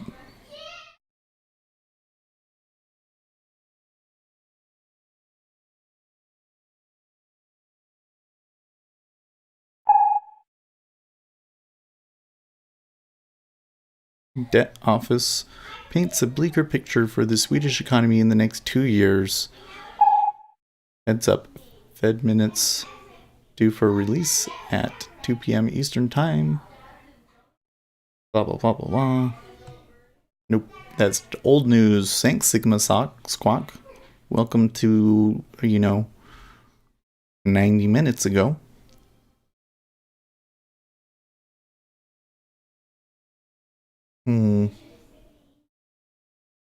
Well, I'm not liking it, but you never know.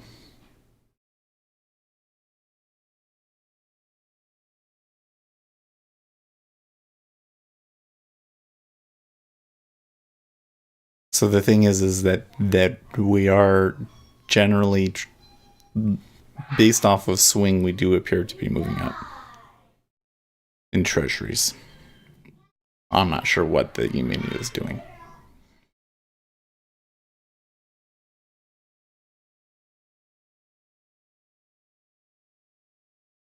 They might wait for that 8:15 to 8:30 reversal time period again. Of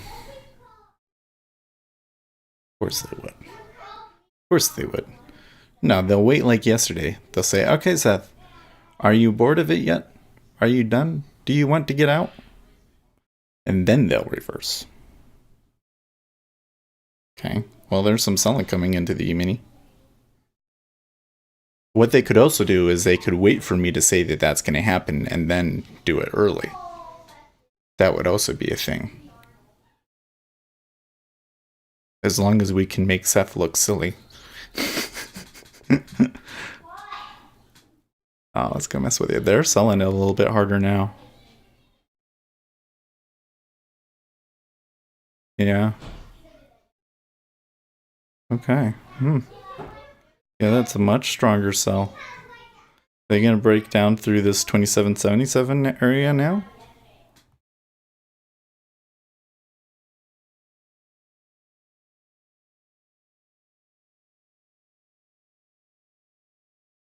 It's kind of funny how they do it and they make that '07 look weak.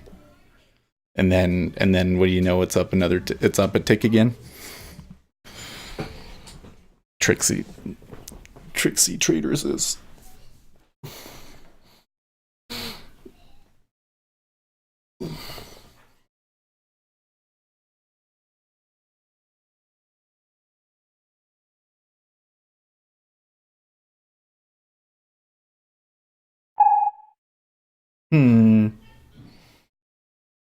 So that was a stronger sell.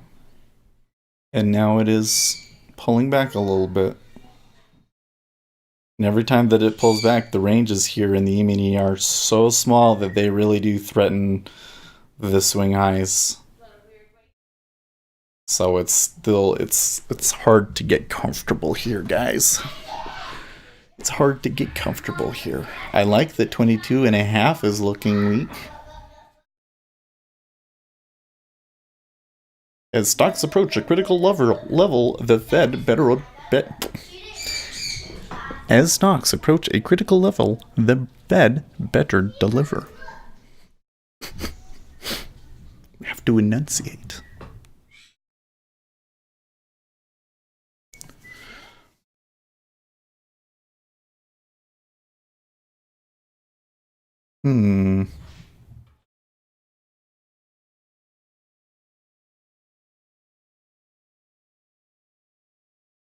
Erase that down to the bottom so we can get a better idea of where the E-mini's been.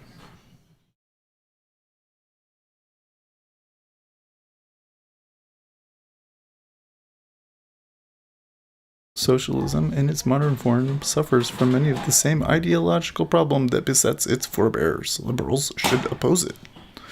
From The Economist. Well, thank you. I appreciate articles like that.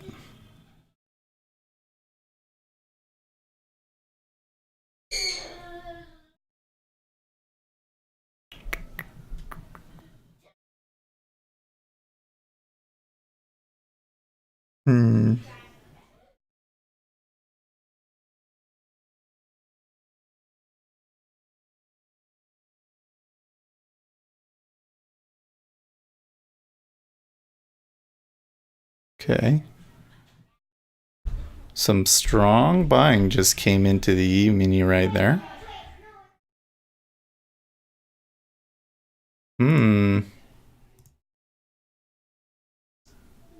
I'm not seeing.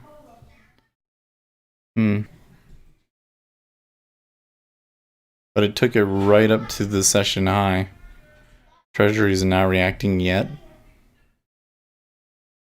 Ooh.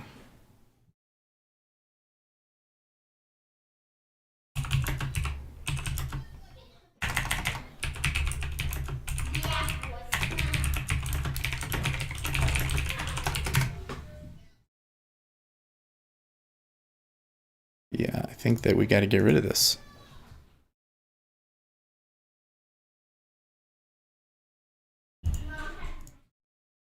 Yes, pushing new highs and tons of people to stop out. I am not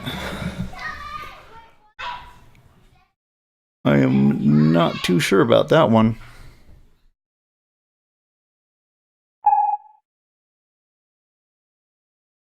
Liberal Dem Vincible offers to cooperate with the Ind group in elections.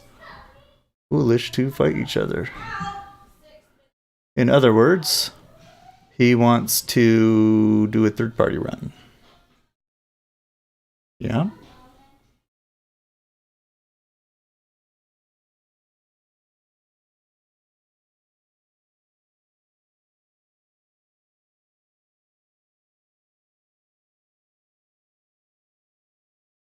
Hmm. Okay, did break down there and go off her.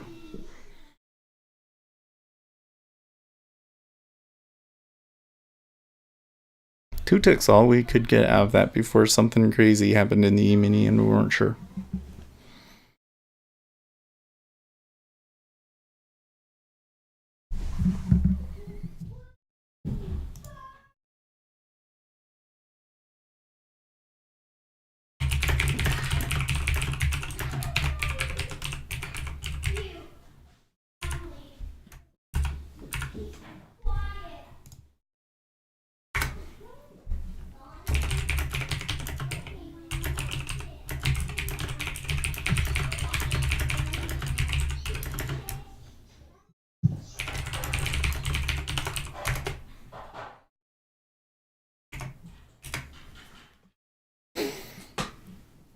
No problem, Jim.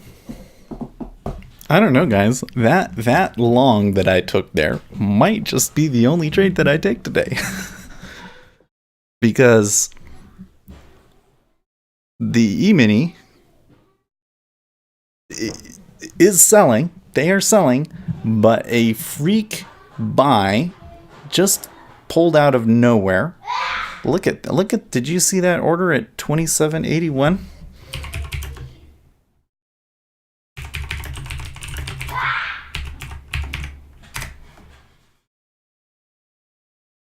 What is this fuckery, huh? What is that? And look, they're hitting into 065 again. Oh, you know what? We need to fix that. We need to fix that. Origin. Come here, origin. Yes. Origin. Application settings. Notifications. Friends activity. No, I don't care.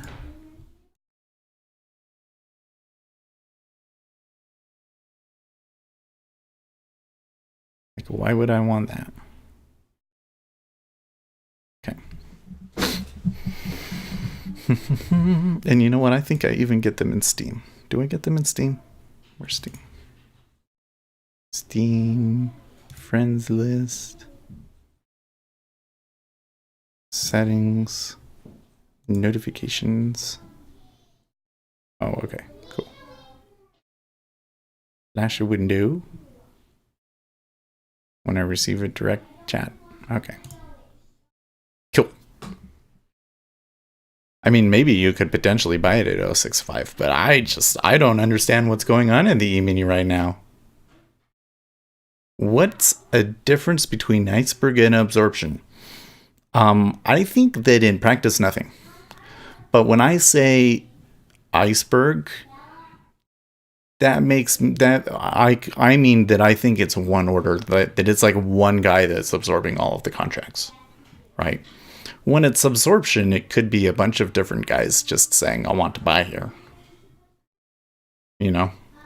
So, but I think that in terms of the way that they affect the order flow, they're the same. It doesn't matter, right?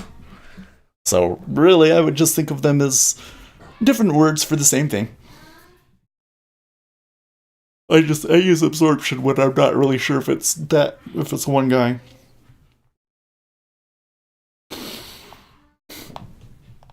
See, here we're having this thing again where they're selling into 06 half and it's really thick. It's really thick. And because of the what do you say, the spread, because of the spread, you know, we continue to see buying on the bid, and that doesn't really, I can't really say if they're going to push through this 06 or not. I only know that the E-mini had a really strong push up there, regardless of shorts. Kind of want to short pops today ahead of the Fed minutes.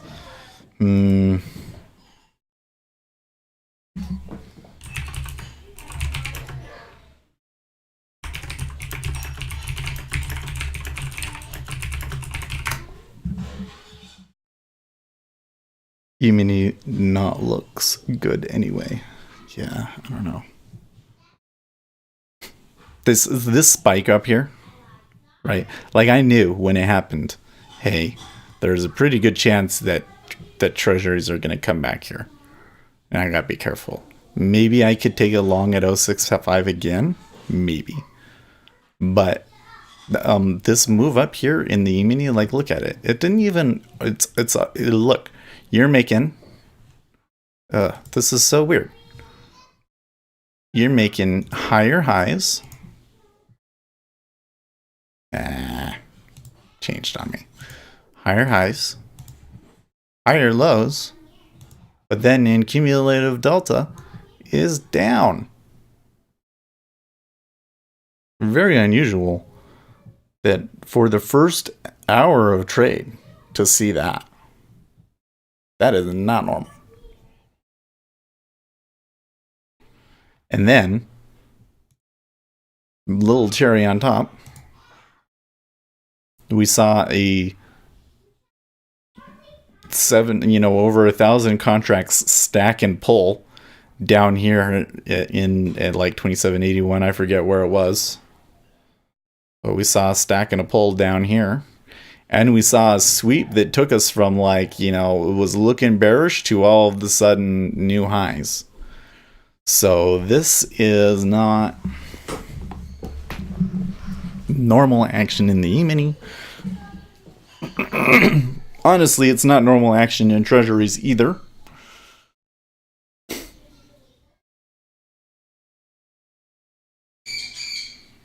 We'll see if they oh man. That's how slow it is, guys. I mean, we'll see if they decide to eat into that 06 in ZN or not. Hard to say. And where's Bitcoin? Bitcoin has not really changed much at all. Curious.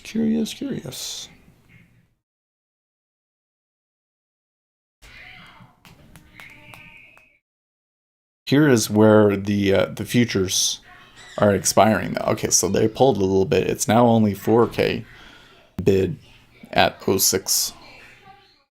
Would be very difficult for me to be taking along at 06 half now. Only 2,000 to trade through 06?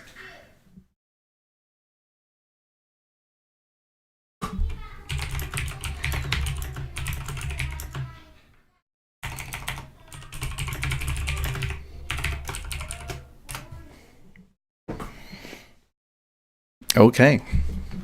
So, the price level that we used to buy has just failed. Well, we bought and then we got out. It came back down to that same price. That price has now failed. It only took 2,000 contracts to sell it. There was 6K stacked there at one point. Now, the 5-year is not at its lows. And we're still at pretty key levels in ZN.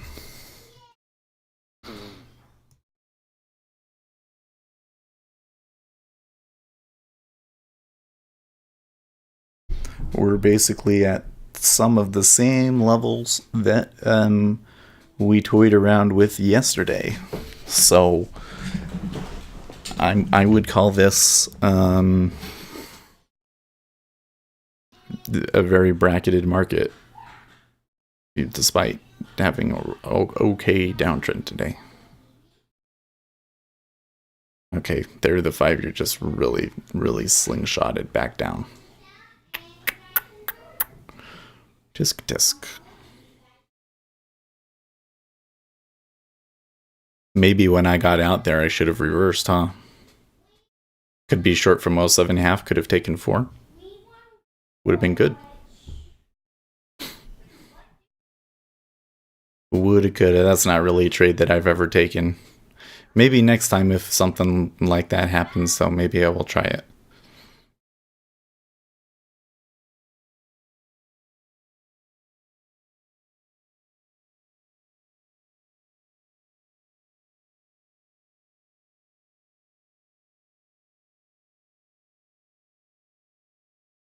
I guess 6250 is not bad for a day.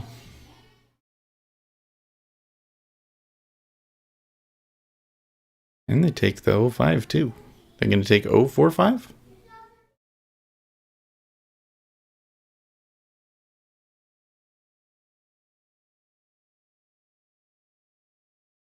This is so close to when the time period when I end that I'm not going to take one. But when you saw that 060 go offer so easily, you can take that short totally.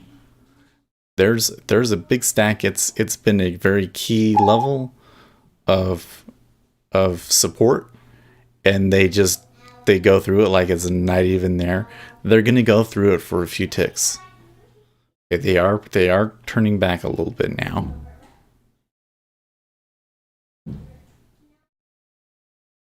And the E-mini actually did make a higher swing low in cumulative delta.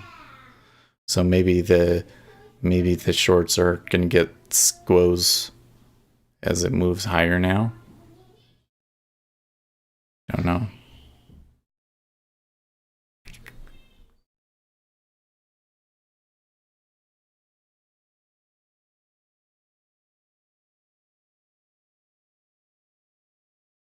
Despite the conviction of Mexico's El Chapo, the drugs trade is still booming. From Financial Times. Exclusive valuation tools. Blah, blah, blah, blah, blah. I added this My Trading Buddy guy because like Jigsaw was involved in making it. But when I go and I look at what gets posted on there, I just see a bunch of nonsense promotions for, the same kind of vendors as always that are just posting stuff that I think is really questionable. Reports Nigerian President Bahari is mulling receding oil output for higher prices. China warns new U.S. tariffs will be quote-unquote catastrophic for global stocks.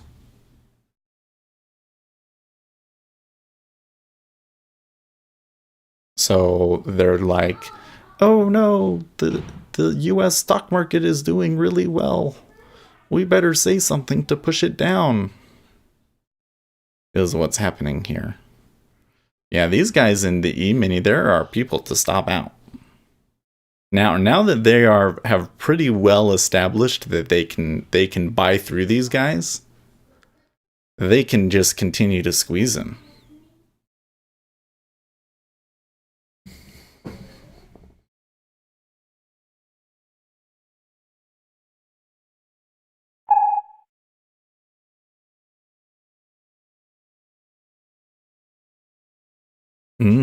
A new Brexit agreement is already being hammered out in Brussels, according to Spain's foreign minister, as the bloc seeks reassuring language that can convince Britain members of parliament to back the deal.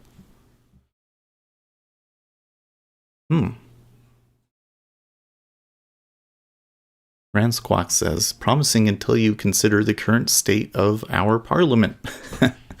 God knows who would vote for what at the moment, man, yeah.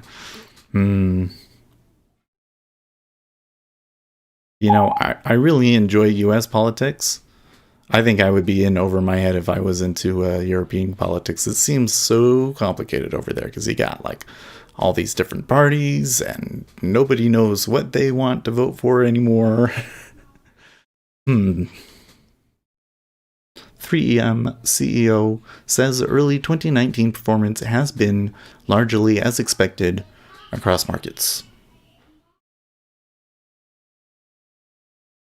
Potential Republican challenger calls president's 2020 chances weak, says CNN, and has some picture of this guy that I've never seen before. So why wouldn't you include his name in the promotional tweet?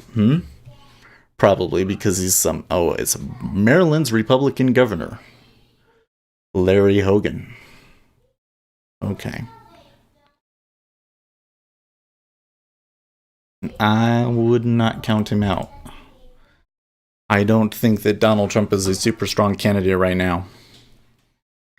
But the problem is that the Democrat field looks really bad.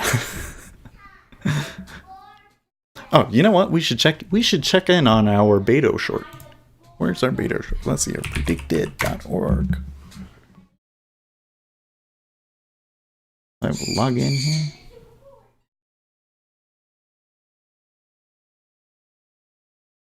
Blum, blum, blum, blum, blum. Okay. So, I've made $1. It was at 1.70. It was actually got up to 80 cents. I should have waited. It's 5 cents there. Now it's 72. And as time goes on, I'm sure more and more people are going to sell. So that's a good trade. You want to see it? Oh, I should bring it over here. See, there's my trade. There's the trade.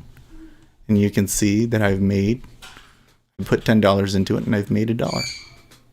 I made 10%. 16%. I've made 16% on this trade, guys. Isn't that great?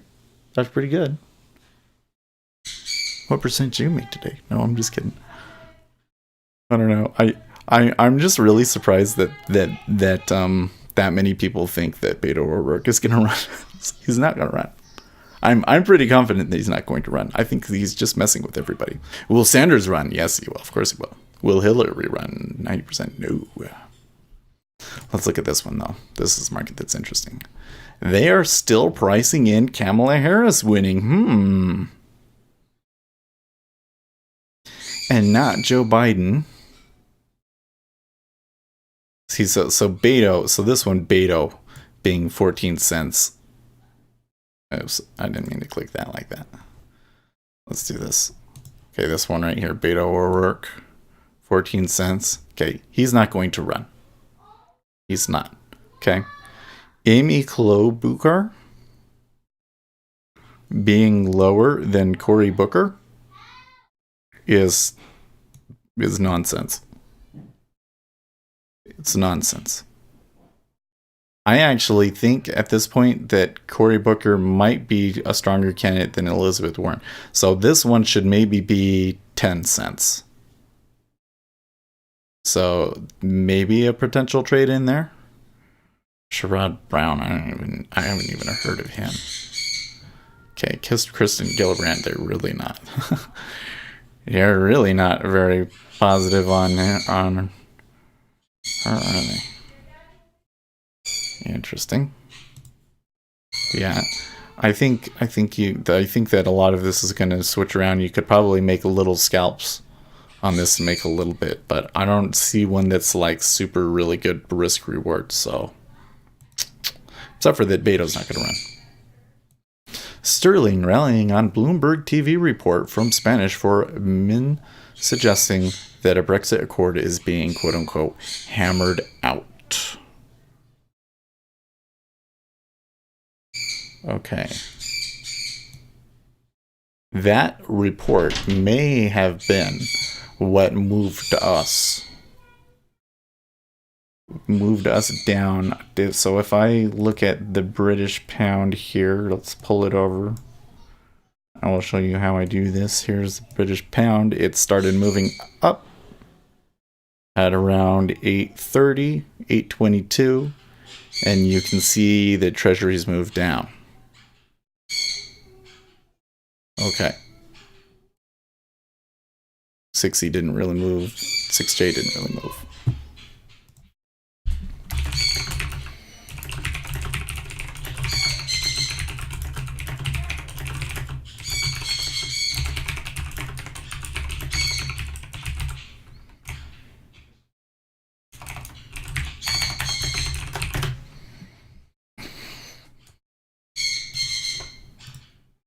we'll link Sigma Squawk for him. There you go.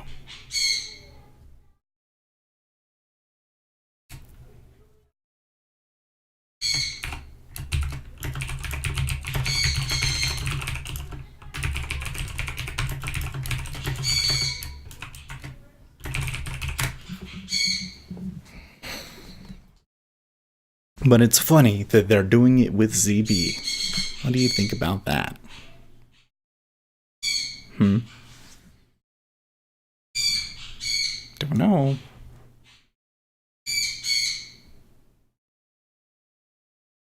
Well.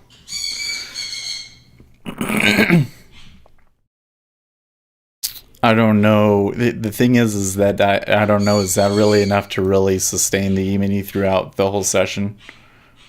It could just be another slow melt-up day. It is Wednesday. So, I don't know. I would be a little cautious.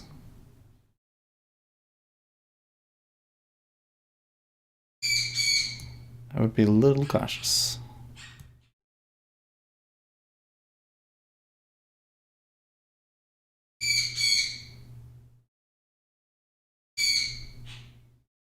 Okay, well, I am going to go and post my cryptocurrency notes.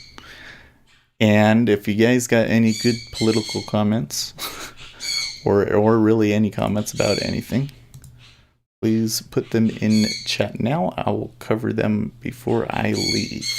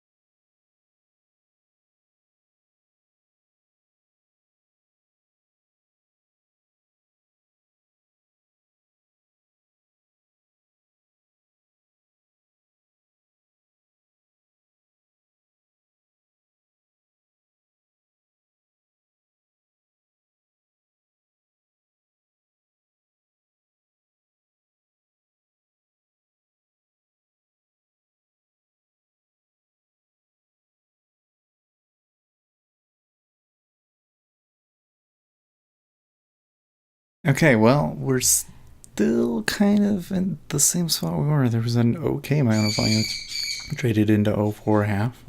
The E-mini did come up to those big orders there and is now encountering resistance. I'm not too terribly sure what's going to happen, but I still feel like that, relatively speaking, we are bracketed. See this? We're still within this area right here. So there may be a long somewhere in here. We're lucky that we made what we did. Obviously, could have been more, but it's super hard for me to see where this selling would have come from other than, the reversion back to the mean. But like an order flow in the 10-year, you're not really seeing it because of the way that the spreading is going. It's only over here in the 30-year that you see the opportunities. So that happens. That is kind of one of the things that we have to contend with. I do see you guys in here. I wonder, does my thing not updating here? No, it is. Y'all still there. But none of you said anything. Come on, guys. Come on, guys. Well, before I go, I just want to point out here something really interesting that I am seeing. Our projects today. Look at Ethereum Classic in particular. What the fuck is going on in Ethereum Classic? Block buy. That is crazy, crazy, crazy. Never seen any of these charts do anything quite like that. Like, even if I come over and I look at like Bitcoin, okay, there was kind of some of that sort of stuff in the beginning, but since then, yeah. When you get a big push up, sometimes it can mean a what did we say? Like, where's a good example? Like this one early on here, they got a big push up here, and it ended up being, a support area. Usually it happens at the peak. Ethereum. Oh wait, that's ETC. That's the same one. ETH. Seeing the same thing. You see that? Like I said, sometimes the spike it moves up to a new thing, but this doesn't seem like the same thing. I'm not quite sure what's going on here, but this doesn't look like normal to me. Doesn't look normal. Bitcoin is still trying to hold overbought levels. You've got a real problem here because basically the Bitcoin community believes something that's bullshit. I don't know how else to say it. Like, I want to try and be like fair and everything because I know that not everybody sees it that way, but my opinion is that Bitcoin believes in the store of value theory, which is bullshit. And so they're buying it here when there really isn't underlying transactions to support it, and they're going to get crushed again. That's what I think is going to happen. And when I look at some of these charts and how far up it got, and what I'm seeing here in the futures, because look at the futures, almost completely sold. These guys, they took their profits, man. They took their profits. The futures did. Maybe they went back into. So what can we see here? If we go into BTC, can I just type it in here? 0319 like that? Oh, come on. BTC 0319. Okay. You actually see the same thing. Huh. So that's a little scary. So I just wanted to alert you guys to that. when the buy comes, I ain't gonna give you the warning. But man, this looks dangerous to me.